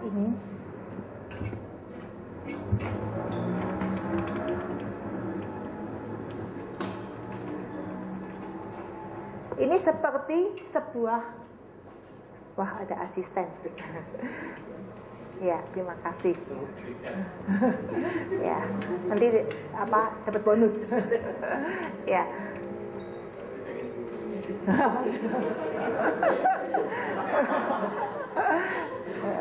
Ya, makasih Bibi. Ya, bukunya ada tulisannya tuh.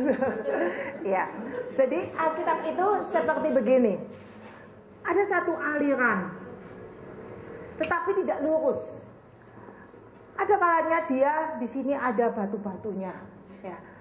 Terus kemudian di sini ada lagi air dari sungai lain yang masuk ke dalam aliran ini. Ada sungai masuk. Kemudian mungkin di sini dia ada satu aliran yang lain, mata air yang lain, gitu ya. Di sini mungkin dia ada satu tanggul-tanggul yang menghalangi, gitu ya. Mungkin di sini ada sesuatu yang apalagi begitu ya, cukup panjang. Tetapi mungkin di sini ada lagi aliran sungai yang masuk ke sungai ini juga.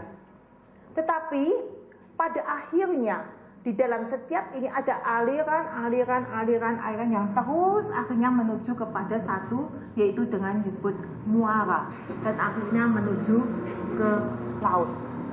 Nah ini loh, sebagai hamba Tuhan, sebagai orang yang ingin mencintai Alkitab, setiap kali kita membaca Alkitab, kita harus mempunyai satu paradigma bahwa kitab ini tidak berdiri sendiri-sendiri, tetapi ada satu kesatuan cerita yang besar, ada satu grand narasi salvation.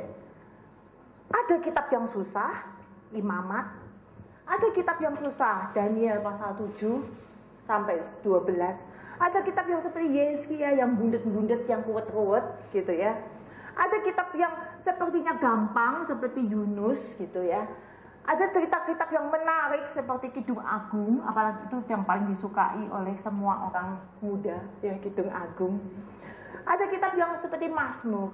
Tapi semua kitab-kitab ini sedang berjalan mengalir sampai nantinya ke Yesus Kristus.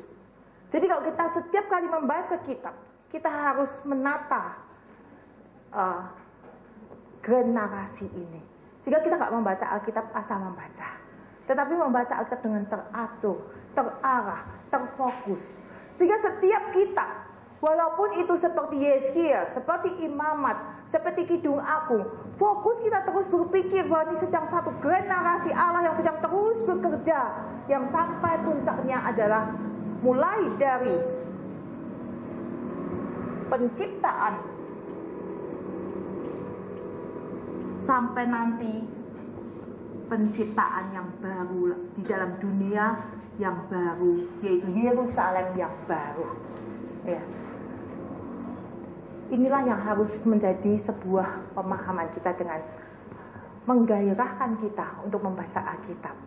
Kalau kita tidak mempunyai gambaran ini, kemungkinan kita bisa tidak konsisten, bisa tidak bergairah, bisa saja tambah bosen, tambah jenuh, tambah merasa, duh kok bacanya Yeremia gitu ya, bacanya kok Ubaja, satu pasal aja setengah mati susahnya gitu ya. Habakuk apalagi kukuk itu udah membuat kukuk aja nggak ngerti ya. Yang senang di pasal 3-nya doanya Habakuk aja gitu ya. Tapi kita kurang gairah, kurang mendalam, kurang punya satu effort yang mau betul-betul menggali.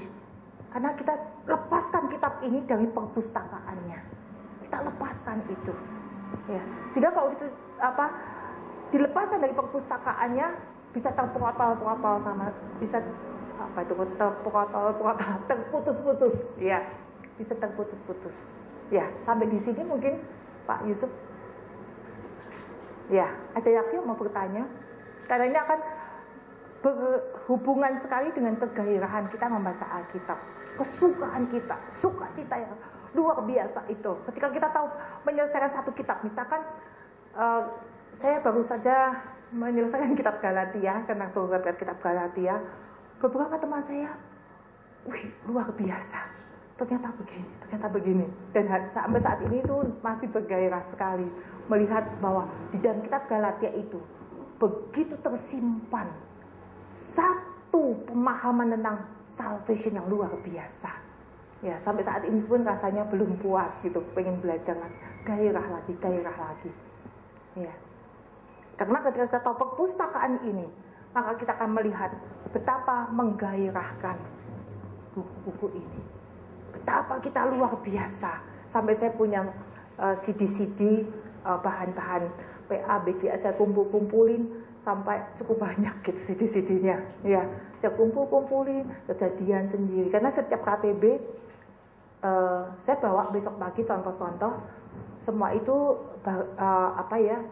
master dari beberapa bahan saya yang nggak saya pakai lagi. Karena apa?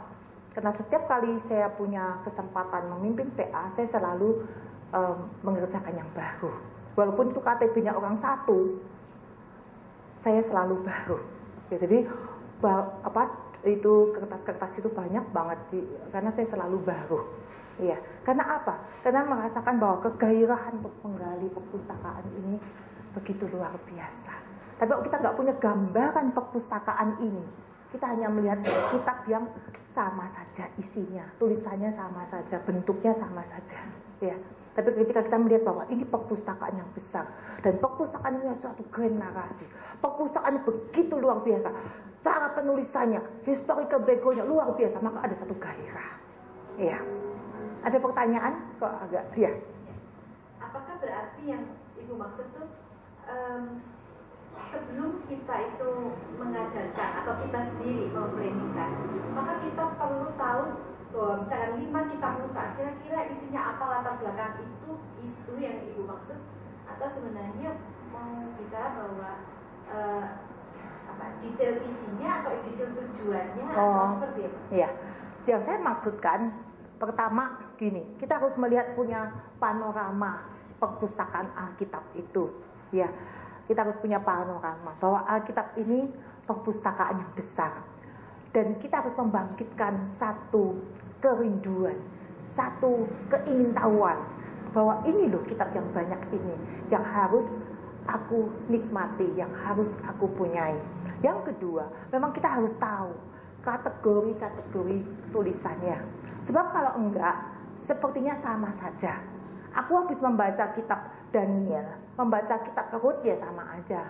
Enggak ada gairahnya, enggak ada merasa bedanya. Habis membaca kitab membaca kitab Esra, habis itu aku membaca kitab Yesaya, sepertinya juga oh ya enggak ada gairahnya, begitu ya. Jadi tapi kalau kita tahu, kita lebih bisa melihat oh seharusnya habis kitab Esra Nehemia lebih bagus gitu ya. Itu kalau kita sendiri menyusunnya. Tadi pertanyaan selanjutnya bahwa kita mesti tahu cerita-cerita dari setiap kitab ini. Itu harusnya memang harus tahu. Ya, karena setiap kali kita mau membaca kitab, kita harus tahu historical background-nya. Ya, karena itu penuntun perjanjian baru, penuntun perjanjian lama itu perlu menjadi bukunya staf. Ya, apalagi ya penuntun perjanjian baru, Maria, apalagi ya survei PL, survei PB itu harus punya introduction, ya, ya itu harus punya, ya, itu harus punya, ya. Ada lagi pertanyaan? Ya, Nita. Semua orang atau untuk orang-orang yang sudah pernah membaca Alkitab? Apakah untuk petobat baru orang? Kalau untuk petobat baru, saya masuk kitab Markus, saya cerita kitab Markus ini ditujukannya untuk siapa, sehingga kitab Markus ini berbeda dengan Injil yang lain. Saya cerita, ya, supaya dia tahu ketika membaca kitab Markus sebetulnya ada satu histori yang sedikit berbeda dengan Injil yang lain. Dan kitab Markus ini ditujukan ke siapa, tapi tentunya pendek, nggak panjang-panjang. Tapi ketika saya berbicara dengan staf RBC, saat ini kami sedang PA kitab Markus 20 kali, maka ketika saya berbicara dengan staf RBC, saya lebih mendalami lagi. Ya, jadi setiap pembaca Alkitab perlu tahu background-nya. Biarpun itu petobat baru, oh ini mau masuk Injil Yohanes. Injil Yohanes ditulis begini. Perlu ada tahu. Kalau ketemu nanti kata tanda, artinya yang penting-penting untuk petobat baru. Ya, saya kasih tahu. Ya, karena setiap kali saya KTP dan memulai satu kitab yang baru, saya selalu cerita. Ya, kalau Anda ada yang memakai jurnal yang saya buat, maka selalu ciri khasnya apa? Ciri khasnya selalu ada ini historical background. Ya, itu salah satunya. Ya, jadi jangan sampai membaca Alkitab ini terus terjadi loh. Sampai hari ini, saya ngomong sama anggota PA saya ngomong satu kalimat yang ada di historical background, kagak tahu. Saya langsung, kamu nggak baca pasti? Iya, nggak baca. Historical background harus dibaca. Ya. Meskipun ini singkat, tapi kalau Sapakanta ya jangan pakai ini saja, puas. Ya jangan sampai ini menjadi memuaskan. Ya kalau Sapakanta ya harus yang lebih hebat lagi. Ada mau tanya? Silakan. Standar menentukan kitab mana yang dibuat perlu kita pelajari? Oh, standarnya sih nggak ada ya. Standar nggak ada, tapi jangan suka-suka. Ya, standar nggak ada, tapi jangan suka-suka. Tapi kalau kita mau membaca dalam dua kategori. Kalau untuk saat teduh harus planning mulai bulan Desember. Saya harus planning sepanjang tahun 2011. Saya mau membaca apa, saya mau menyelesaikan apa, saya mau mengatur perpustakaan saya ini bagaimana. Ya. Kalau untuk PA pribadi, ya bisa diambil dari sini. Ya. Standar sih nggak ada, tapi planning perlu. Ya, karena apa? Kalau nggak planning, kita bisa kurang konsisten, bisa kurang gairah, bisa ngaco, bisa asal-asalan, bisa sembarangan, dan hanya seperti setoran. Oh, staf perkantas harus baca Alkitab gitu ya, setoran saja. Ya, jadi harus punya planning. Ya. Bahkan PA pribadi harus punya planning. Jangan sampai asal-asalan. Terus kita sebagai staf perkantas untuk punya kelompok. Kelompoknya maksimal berapa di sini? 3-4 gitu ya mungkin ya. Tiap-tiap kelompok mungkin berbeda-beda. Maka di bulan Desember saya selalu rapat kerja. Dengan siapa? Dengan diri saya sendiri. Ya, saya buat planning untuk KTB ini, untuk ini, untuk ini, untuk ini. Jadi sepanjang tahun saya sudah punya planningnya. Ya, karena apa? Penting. Karena perpustakaan ini nggak cuma asal nyomot, tetapi saya harus punya planning. Tapi saya memang tertolong oleh PPA, daftar bacaan PPA, sehingga saya mengikuti itu sudah terjadilah planning yang teratur. Ya, bahkan nggak cuma 1 tahun, 8 tahun. Ya, jadi, tapi kalau saya nggak mau pakai apa-apa, planningkan, tetap planningkan. Baik untuk waktu teduh, baik untuk PA pribadi, planningkan. Ya, sebab kalau enggak, kita akan kurang bisa menikmati perpustakaan ini. Ya. Ada lagi? Enggak ada. Iya. Ditambahkan, kalau begitu sebenarnya berdasarkan apa? Tadi kan nggak boleh ceplok-ceplok, tapi juga ada leluasa sedikit gitu, toleransi memilih kitabnya. Sebenarnya waktu itu pertimbangannya apa itu? Oh, kalau saya itu nggak pernah punya pertimbangan lain karena ada ikut daftar bacaan PPA. Tapi kalau Didi ya, Riki ya, Pak Riki mungkin ya tergantung pada kerinduan di dalam kebutuhannya apa, ya. Karena waktu itu Pak Kudus memimpin ya. Ya bolehlah, tapi ya suatu saat saya jadi ingat ada satu ibu-ibu mengembalikan jurnal-jurnal saya satu begini sampai saya 2 kiloan. Karena apa? Dia bilang gini, saya nggak mau BGA lagi dengan BGA-nya Ibu Ina, saya mau BGA dengan Roh Kudus gitu ya. Dikembalikan satu ruang, ya udah saya 2 kiloan gitu ya. Iya boleh sih dengan Roh Kudus, tapi maksudnya perlu diplanningkan sih. Saya sedang mau bertumbuh kemana gitu ya, dan saya planningkan. Tapi kalau memplanningkan, sebaiknya menurut saya tetap di dalam koridor Grand Salvation. Ya, dalam koridor salvation, nggak asal senang apa tidak senang. Oh, saya mau membaca tahun ini mulai dari kitab Kejadian, terus saya mau membaca kitab Roma misalkan begitu. Habis Roma saya mau membaca kitab Yesaya. Ada satu planning gitu. Mungkin akan jauh lebih baik. Iya. Ya Pak Yusuf. Menanggapi itu. Ya. Karena saya pernah temukan kalau dari Scripture Union atau mungkin Bible OFC itu ada pola-pola yang banyak yang menggunakan alternatif untuk planning semacam Iya. Iya. Dia bisa mungkin menggunakan planning banyak pilihan sebenarnya. Iya. Kalau memang memplanning aja kita kesulitan kan repot. Jadi mungkin bisa gunakan alternatif Iya. dari website yang memberikan planning pembacaan Alkitab selama 8 tahun, ada yang sampai ke 10 tahun. Iya betul. Iya. Tapi kalau saya pikir salah satu keterampilan staf perkantas perlu juga punya planning membaca Alkitab, membuat planning itu juga perlu. Ya, itu salah satu keterampilan yang perlu kita miliki. Nanti saya ceritakan kenapa perlu keterampilan itu, ya.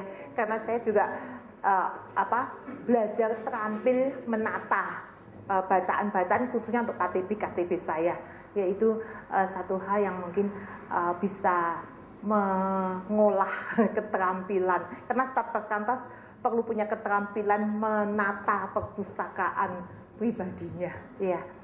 Itu penting juga, perlu satu keahlian menata perpustakaannya, ya. Kalau yang selama ini saya lakukan, saya cuma pribadi memang. Yang saya lakukan adalah saya mulai dari terus berurutan gitu. Jadi dari kejadian sampai wahyu. Nanti wahyu habis, kembali lagi kejadian. Karena memang beberapa kali saya kembali itu memang ada hal baru yang dulunya saya selesai, ini ada baru. Nah itu gimana? Itu Bible reading atau PA? Satu. Oh, saat teduh. Jadi satu hari satu pasal. Satu hari satu pasal. Oh gitu. Waktu. Iya. Biasanya butuh waktu 2 tahun setengah, 2 tahun. Ya nggak apa-apa sih. Berurutan begitu juga nggak apa-apa. Atau bisa diurutkan begini. Kalau mau lebih di dalam ceritanya seperti ini. Jadi habis kitab di sini sampai Tawarik masuk ke kitab nabi-nabi. Nabi-nabi pra pembuangan. Ya, karena ini mendukung di sini, mendukung di sini sampai nanti selesai Sefanya mendukung di sini, baru kitab Esra, terus nanti nyambung ke Hagai, karena itu sinkron. Ya, itu bisa diatur begitu juga bagus. Ya, sehingga kita tahu bahwa oh ini cerita pasca pembuangan, pra pembuangan, pasca pembuangan raja-raja dengan Esra, Nehemia, Ester dengan Hagai, Sakaria, Maleaki. Nah, itu kan agak nyambung gitu. Bisa juga sih diatur begitu. Atau mau setiap kali kejadian ya nggak apa-apa, nggak masalah. Asal punya waktu dan punya keteraturan pembagian waktunya. Jangan sampai oh hari ini saya 5 pasal, besok pagi 2 pasal. Itu udah nggak konsisten menurut saya. Hari ini kok kayaknya bagus banget ya 5 pasal. Besoknya ngantuk 1 pasal aja. Nah itu hati-hatinya di situ. Ya kadang-kadang pembagian sendiri itu kalau nggak ketat bisa sehari bisa beda-beda. Ya tapi kalau bisa konsisten itu bagus sekali juga. Tapi jangan sampai tergoyahkan. Ya, oke, ada pertanyaan atau ada usulan? Ya, satu hal yang menggairahkan lagi, ya, selain perpustakaan adalah ini menurut saya menggairahkan, ya. Kitab-kitab ini menggairahkan. Kalau mau dibaca dengan metode ini juga menggairahkan, ya. Jadi ternyata dalam kitab ini ditulisnya di hampir di belahan dunia yang seperti ini. Cari aja di Google, ya. Di Google di Bible Text, ya, langsung masuk ini bisa di print, ya. Ini ternyata menurut saya menyenangkan, ya. Saya sendiri belum mencoba, tetapi melihat ini saya senang karena ini di Holy Land itu kitabnya ini, di Egypt kitabnya ini, ini di Yudea ini ceritanya ini, Israel ini, Moab ini. Ya, dia membuat chart seperti ini. Tapi ini agak berantakan, tapi menyenangkan. Di Arab itu ada Kaldea itu Genesis 1 sampai 11. Di Sinai itu Exodus 14-40 itu ya cukup menyenangkan lah kalau mau dipakai pembagian seperti ini untuk Bible reading aja tapi ya. Nah selanjutnya lagi kalau Anda melihat gambaran ini diterapkan dengan membaca Alkitab, kira-kira apa yang terpikir? Saat teduh, apalagi kita harus ingat bahwa hidup kita ini harus mempunyai akar, ya, harus mempunyai akar yang betul-betul mendalam. Itulah yang seharusnya menjadi konsistensi kegairahan kita. Hidup ini harus mempunyai akar. Akarnya apa? Hidup kita ini mau diakarkan kemana? Pada dunia ini, pada sistem dunia ini kita mau mengakarkan hidup kita, atau kita mau mengakarkan diri kepada firman Allah. Ini menjadi sesuatu yang bukan pilihan, tetapi yang harus memberikan dorongan di dalam hidup kita. Bukan sesuatu yang tampak di luar. Bukan sesuatu yang tampak di luar itu memang indah, tetapi ini harus terjadi dengan yang di sini. Ya. Hidup kita harus ingat bahwa hidup kita harus mempunyai akar. Kalau kita tidak mempunyai akar, maka hidup ini ambruk, habis. Ya. Apalagi kita staf perkantas, banyak pimpin KTB, banyak pimpin PA, banyak khotbah. Kalau kita tidak mempunyai relasi mengakarkan hidup kita pada Kristus dan kepada kebenarannya, maka hidup kita akan menjadi kosong. Ya. Suatu hari saya berada di sebuah pelayanan Kristen dan saya kaget. Pelayanan itu pelayanan Kristen, betul-betul misinya bagus, pekerjaannya bagus, tetapi yang di dalamnya, waduh, saya sampai bingung. Ya, ini pelayanan Kristen, tapi di dalamnya orang-orang yang mengerjakannya kok seperti ini, gitu ya. Saya sampai kaget, tapi saya merefleksi diri saya sendiri. Berapa tahun yang lampau, ketika saya pun ada di sebuah yayasan Kristen, saya juga merasa bahwa kalau saya tidak menjaga akar hidup kita, maka yang adanya penampakan di luar, ini yang tampak. Ya. Pohon yang pengen punya buah roh, pohon yang pengen punya buah pelayanan yang kekal, pohon yang pengen punya hidup yang pengen ada pemberian yang istimewa yang dapat kita lakukan untuk orang lain, hidup yang pengen berlipat ganda. Tetapi hidup ini tidak bisa dilepaskan daripada akar ini. Karena itu, kita harus terus-menerus untuk fokus memelihara, maintenance, memperjuangkan, mengupayakan akar itu terus ada di dalam hidup kita. Jangan dengan kekuatan kita, jangan dengan fondasinya kegairahan kita, jangan dengan fondasinya karena pelayanan kita. Fondasinya adalah karena kerinduan hati kita. Kerinduan yang bagaimana? Kerinduan yang punya relasi yang dekat dengan Allah. Allah selalu mempunyai gambaran di dalam perjanjian lama bahwa hubungan Allah dengan umatnya adalah seperti seorang pengantin, sepasang pengantin, ya. Bahwa Allah itu sepertinya pengantin laki-laki dan jemaatnya adalah pengantin perempuan. Inilah yang harusnya terus menjadi sesuatu yang menggairahkan kita, mengingatkan kita. Hubungan dia dengan umatnya digambarkan sebagai gembala dengan umatnya. Karena itu kita perlu menjaga maintenance ini, bukan dengan kekuatan kita. Kalau dengan kekuatan kita makin amburadul, ya, makin bolong-bolong mungkin saat teduhnya, ya. Saya pun beberapa hari ini juga mengalami situasi yang seperti itu, ya. Dan saya pikir saya mau pulang sesudah nanti AWG, boleh kan ya? Karena saya pengen AWG sebelum saya pulang, karena saya merasa beberapa hari ini kondisinya pun kondisi yang sudah tidak begitu bagus, ya. Jadi kita harus ingat seperti ini, ya. Satu hal yang harus kita ingat, bahwa kita bukan melayani Allah. Ini yang harus kita ingat terus. Jangan kita merasa, oh aku harus pelayanan. Tiada lebih indah aku melayani Yesus, betul. Tapi ingat, bahwa hidup kita bukan tujuannya adalah melayani. Hidup kita tujuannya apa? Berkomunikasi dengan Allah. Ingatkan terus di dalam hidup kita bahwa kita tidak mengisi hidup dengan program, activity. Ingatkan hidup kita bahwa aku perlu satu komunikasi, relasi dengan Allah. Ini yang harus terus kita ingatkan. Jangan hidup kita dipenuhi dari mulai mata buka sampai nanti malam mata ditutup, penuh dengan program-program. Ingat bahwa hidup kita adalah perlu komunikasi. Komunikasi yang terus dengan Bapa di surga.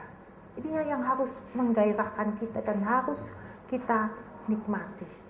Harus menjadi kenikmatan kita, bahkan jadi kerinduan kita. Bagaimana kalau hidup kita tanpa komunikasi dengan Allah? Mungkin kita aktif, mungkin kita banyak program yang selesaikan. Tetapi komunikasi kita putus dengan Allah. Sebagai hamba-hamba Allah, marilah kita saling menguatkan dan meneguhkan bahwa kita perlu komunikasi. Kita perlu bercakap-cakap dengan Allah. Bagaimana kita bisa berkomunikasi? Saya memberi gambaran yang agak lucu, tetapi saya suka. Ya.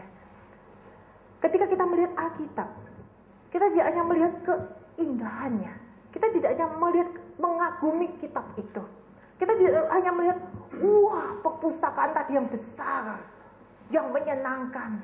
Kita tidak hanya melihat, oh, Alkitab itu begitu rupa, Alkitab ini hebat, Alkitab ini mulia, Alkitab ini dan sebagainya. Tapi kita harus seperti seorang anak kecil yang dengan keingintahuannya, yang dengan rasa ingin tahu ada apa di dalamnya, seperti seorang anak kecil yang mengatakan bahwa aku butuh pengetahuan, aku butuh pemahaman, aku butuh pengertian, aku ingin masuk di dalam kebenaran dan firman Tuhan dari kitab ke kitab. Itulah yang harus terjadi. Ketika saya menemukan gambaran ini, hati saya melonjak. Karena pada waktu itu pas membaca, Bapa, aku bersyukur bahwa apa yang kau sembunyikan bagi orang-orang pandai, kau bukakan bagi anak-anak kecil, orang-orang kecil. Dan hati saya pada waktu menemukan gambar ini, saya merasakan Tuhan, aku tidak ingin menonton keindahan Alkitab. Aku tidak ingin menelaah Alkitab. Aku tidak ingin mengetahui Alkitab. Aku tidak ingin begitu getol belajar Alkitab.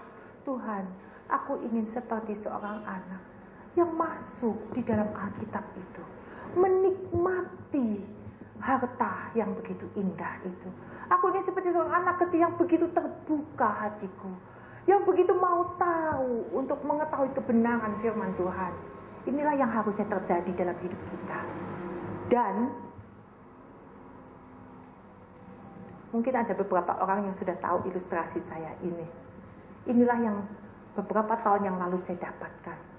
Ketika saya mendapatkan ilustrasi ini, saya mengatakan bahwa ketika saya menjumpai Alkitab, ketika saya membuka Alkitab saya, maka saya ingin berjumpa, bersekutu, bercakap-cakap dengan Allah. Sampai aku bisa mengenal hati Allah, aku mengenal pikiran Allah, aku mengenal kehendak Allah, aku mengenal rencana Allah. Aku ingin menikmati masuk di dalam persekutuan yang indah dengan Allah. Sehingga ketika saya melakukan waktu teduh saya melakukan persiapan PA pribadi untuk pelayanan saya, gambaran ini yang ingin saya hidupi. Saya ingin masuk Tuhan, aku masuk Tuhan. Dan saya punya metode yang sederhana. Ketika saya mempersiapkan PA, saya suka dengan PowerPoint. Dan saya masuk dengan PowerPoint, saya bisa masuk dan saya bisa menikmati. Ya, kita harus menciptakan metode masing-masing supaya kita bisa sampai masuk di dalam kebenaran firman Tuhan ini. Inilah yang seharusnya ada pada kita. Karena itu doa Mazmur ini sungguh-sungguh luar biasa. Ya, inilah doa yang harus. Yuk kita baca sama-sama. 2, 3.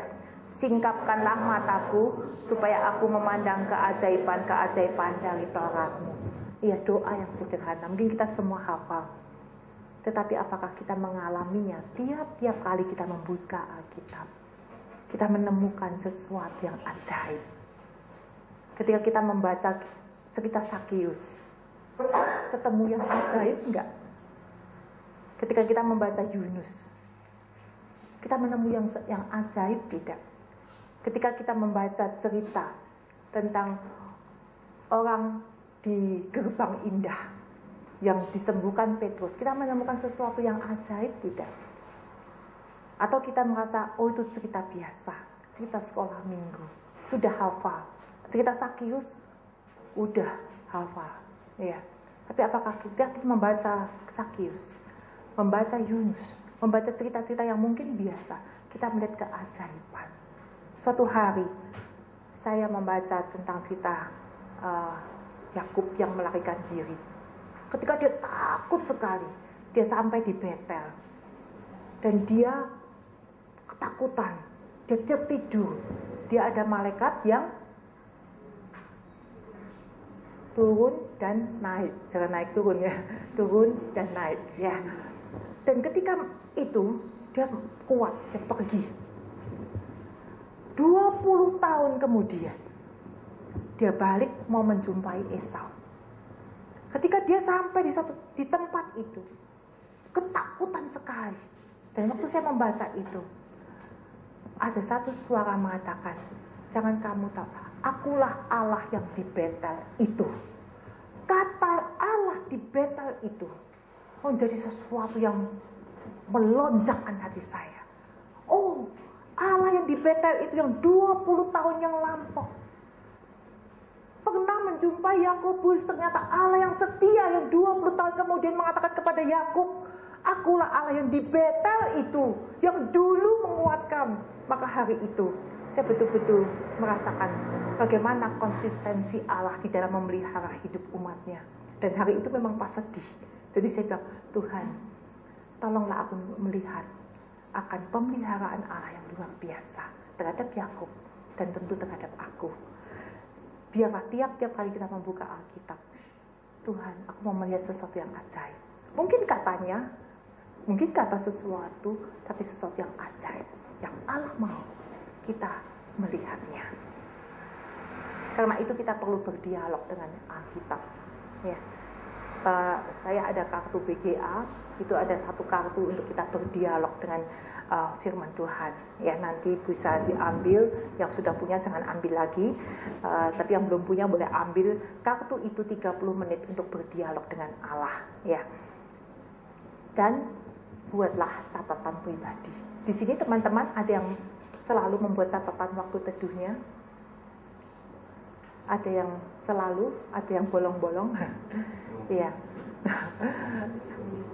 Saya menganjurkan pulang dari sini jangan bolong-bolong membuat catatan waktu teduh. Ya.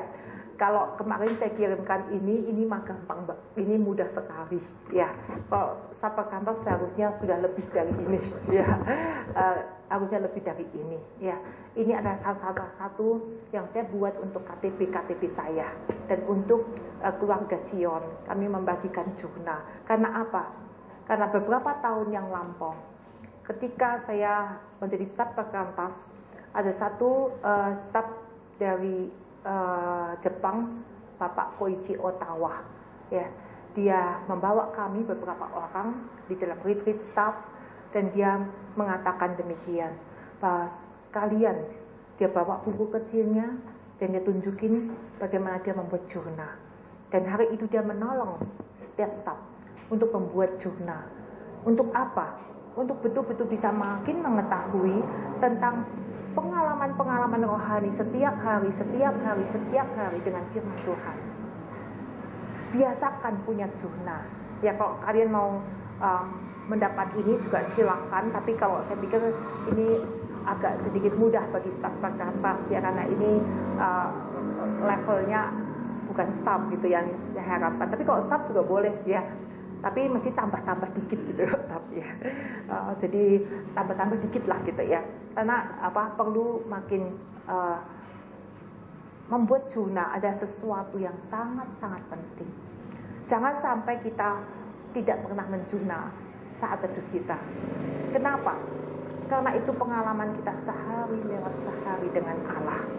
Kita bisa menikmati berkat-berkat Allah. Pada waktu saya tadi Kak Hari membahas Kejadian pasal 12, jurnal saya tadi langsung penuh. Karena apa? Saya tambah-tambahin lagi. Ya, jadi saya tadi sampai mendengarkan Kak Hari sampai 3 lembar ini juga saya jadi kotor sekali. Ya, karena saya tambah-tambahkan apa yang tidak saya pikirkan ketika saya melakukan waktu teduh dengan Kejadian 12. Dan waktu saya mendengar Kak Hari, saya tambahin, dan saya mendapatkan beberapa hal yang tambahan. Ya, ini pengalaman. Dan waktu Pak Agi ngomong begitu, oh iya, aku belum berpikir seperti itu. Sesuatu saya catat lagi. Dan ini ketika sore tadi saya baca, menggairahkan.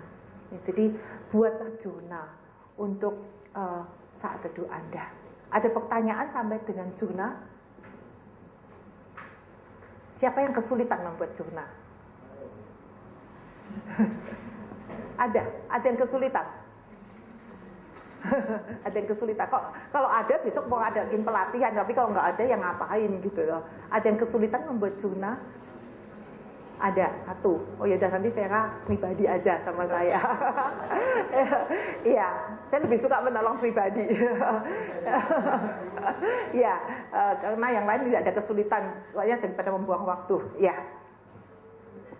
Jadi buatlah catatan pribadi yang betul-betul satu tanda yang bisa kita rasakan di dalam pertumbuhan hidup kita adalah lewat jurnal. Ya, kalau jurnalnya sudah mulai ngaco-ngaco, nah itu tandanya kita sedang menurun. Tapi kalau jurnalnya mulai rapi, ada satu kegairahan, itu bisa menjadi tanda. Ya, itu bisa menjadi parameter kita. Kalau jurnal kita sudah ngaco, nah saya juga punya sih waktu-waktu yang ngaco. Berarti saya sudah kacau. Tapi kalau jurnal saya rapi, gitu, ini saya bisa merasakan bagaimana berkat-berkat yang saya alami. Jadi jangan mengatakan demikian. Oh, saya nggak bisa menulis. Saya bisanya SMS, gitu ya. Ya nggak apa-apa. Jurnalnya lewat SMS. Iya. Ada yang mengatakan, oh saya nggak bisa menulis. Saya nggak suka menulis. Saya bisanya di komputer. Ya nggak apa-apa. Ada satu teman saya sekarang punya milis BGA. Kalau mau daftar juga boleh. Namanya itunya hidden treasure. Kalau mau juga boleh ngedaftar di situ. Nanti dikirimin gitu ya. Tapi kalau bisa jangan cuma terima, tapi juga respon sehingga hidden treasure itu bisa bagus. Ya. Ada orang yang nggak suka menulis, ya nggak apa-apa. Tetapi kalau saya bisa anjurkan pada saat perkantas, nulislah dan nulislah. 2-3 kalimat apa yang saya pikirkan tentang kebenaran cuma tulislah, dan tolonglah orang lain untuk menulis. Ya, beberapa hari yang lalu sebetulnya saya sedang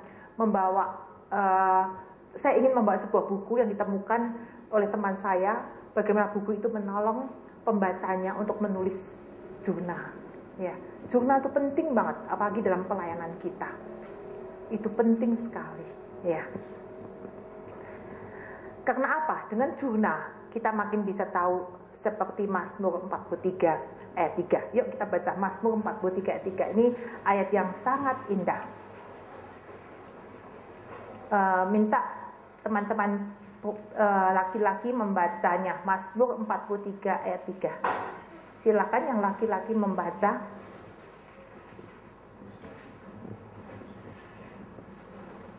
Dua, tiga. Surat terangmu dan kesetiaanmu datang, supaya aku dituntun dan dibawa ke hukum yang kudus dan ke tempat kediamanmu. Iya, inilah yang seharusnya dengan jurnal, dengan membaca Alkitab, kita mengatakan, suruhlah terangmu dan kesetiaanmu datang, supaya aku dituntun. Siapa yang menuntun? Kalau kita hanya satu dunia ngelamun, lama-lama bisa hilang. Apalagi banyak pelayanan hilang, seling gitu kemana gitu ya. Atau saat teduhnya gabungan. Hari ini mau mimpin KTB, jadi gabungan aja saat teduhnya. Ya, itu juga saya lakukan, maka saya tahu. Iya, kadang-kadang kan begitu juga. Ini mau KTB, udah saat teduhnya gabungan begitu. Itu nggak disiplin. Saya juga sering marah dengan diri saya sendiri ketika saya mempunyai keputusan yang seperti itu. Tuntunlah aku.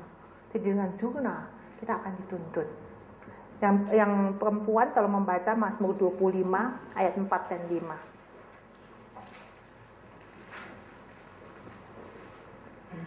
Dua, tiga. Tunjukkanlah itu kepadaku, bawalah aku berjalan dalam kebenaran-Mu, dan ajarlah aku, sebab Engkaulah Allah yang menyelamatkan aku. Engkau menanti-nantikan sepanjang hari. Iya. Bagaimana kalau kita tidak membuat jurnal? Bagaimana kita bisa mikir? Membuat jurnal itu sepertinya sesuatu yang terus-menerus minta guidance Tuhan. Beritahu, tunjukkan bahwa sampai aku bisa sungguh-sungguh menikmati akan kehadiranmu. Dengan jurnal kita lebih serius.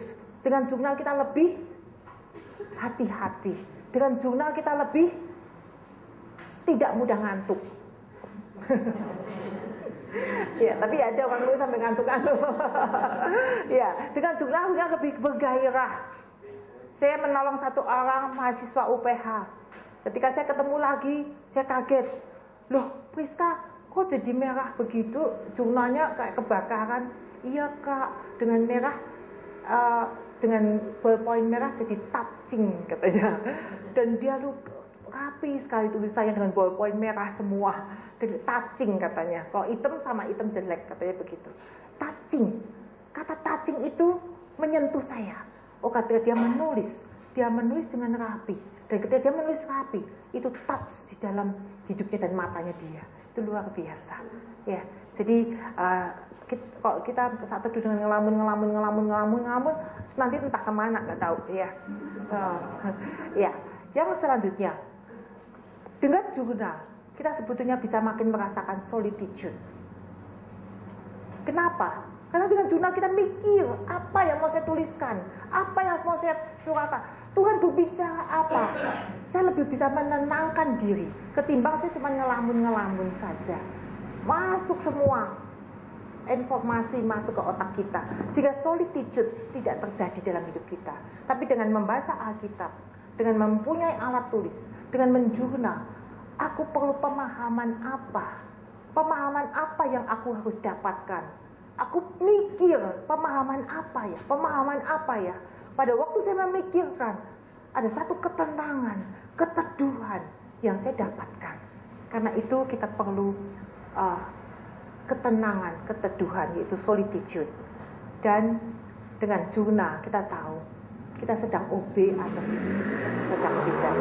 Ketika kita membuka lagi bagian-bagian kita, oh ternyata tidak saya lakukan. Ternyata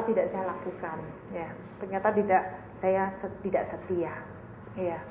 Tadi saya duduk dengan Stefani dan saya buka jurnal saya pas di Kejadian 12, saya tunjukkan, Wan, ini pas wisuda kamu, gitu ya. Terus kemudian hari kamu terima pengumuman UAN. Terus dia tambah koreksi, angkanya enggak itu, lebih, gitu. Oh lebih ya, ya. Tapi setelah saya baca sambil, ada satu tekad saya yang hari itu ternyata belum saya lakukan. Saya tadi kaget. Oh, saya sudah menulis, tapi saya ternyata hari itu tidak melakukan. Karena apa? Saya nunggu seharian deg-degan terus, dia nggak pulang-pulang. Saya pikir ini lulus apa enggak gitu ya. Sampai 4:30 nggak pulang-pulang. Jadi saya deg-degan terus. Karena deg-degan terus saya tidak melakukan satu tindakan tekad saya. Saya tidak obedience, tidak taat. Ya, jadi dengan jurnal kita bisa tahu hari itu saya melanggar, hari itu saya setia. Ketika saya membaca lagi dan membaca lagi, maka AWG. Ketika saya melakukan dengan keluarga Sion AWG, saya selalu bilang kepada mereka, bawa jurnal dan bawa buku doa. Ya, karena kami di dalam KTP punya yang disebut dengan jurnal dan buku doa. Ya, dan ini harus dibawa setiap kali AWG. Untuk apa? Untuk menutup yang bolong-bolong, untuk yang tidak kita tulis kita tutup. Jadi ini perlu untuk menjadi obedience kita, taat atau tidak. Dan dengan ketenangan kita makin berjalan dalam kebenaran firman Tuhan. Sehingga apa? Saat teduh bukan sebuah setoran, sebuah kebiasaan. Saat teduh bukan sebuah, aku kalau nggak saat teduh malu dengan adik-adik KTP aku, ya. Tapi saat teduh akan membawa pada kita perubahan hidup, perubahan karakter, perubahan pelayanan, perubahan mungkin metode pelayanan, perubahan mungkin cara-cara pelayanan. Karena apa?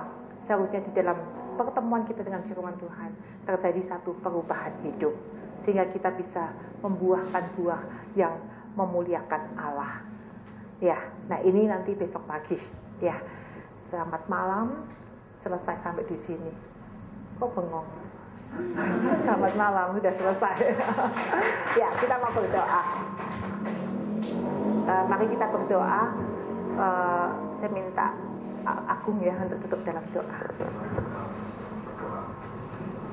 Tuhan, kami bersyukur Tuhan menghadirkan Inawati mengingatkan kembali kepada kami. Supaya kami masuk ke dalam hadirat firman yang dalam. Kami berkulat, kami bergumul dengan firman Tuhan. Bukan hanya membaca daripada firman itu, bergumul akan kebenaran firman Tuhan. Dan kami merefleksikan lebih dalam. Dan kami bergumul untuk apa yang harus kami lakukan. Supaya ketika kami melalui pergumulan dan refleksi yang dalam firman-Mu, hidup kami semakin berubah karena kebenaran firman. Kami memiliki nilai-nilai yang kokoh dalam kami mengarungi hidup yang semakin sulit. Terima kasih untuk Kak Inawati yang Tuhan sudah pakai mengingatkan kami kembali supaya kami lebih bergairah lagi untuk menikmati dan menemukan keajaiban-keajaiban daripada firman Tuhan yang akan mengubah hidup kami. Terima kasih ya Tuhan, dan berdoa supaya Kak Inawati dipakai lebih jauh oleh Tuhan untuk menyingkapkan lebih jauh kepada orang banyak bagaimana mereka harus menikmati firman Tuhan yang akan mengubah hidup mereka. Sebentar lagi Tuhan kami akan menikmati doa malam dan juga kami istirahat kami, biar turut juga menyertai kami. Terpujilah nama Tuhan. Demi nama Tuhan Yesus Kristus kami sudah berdoa. Amin. Amin.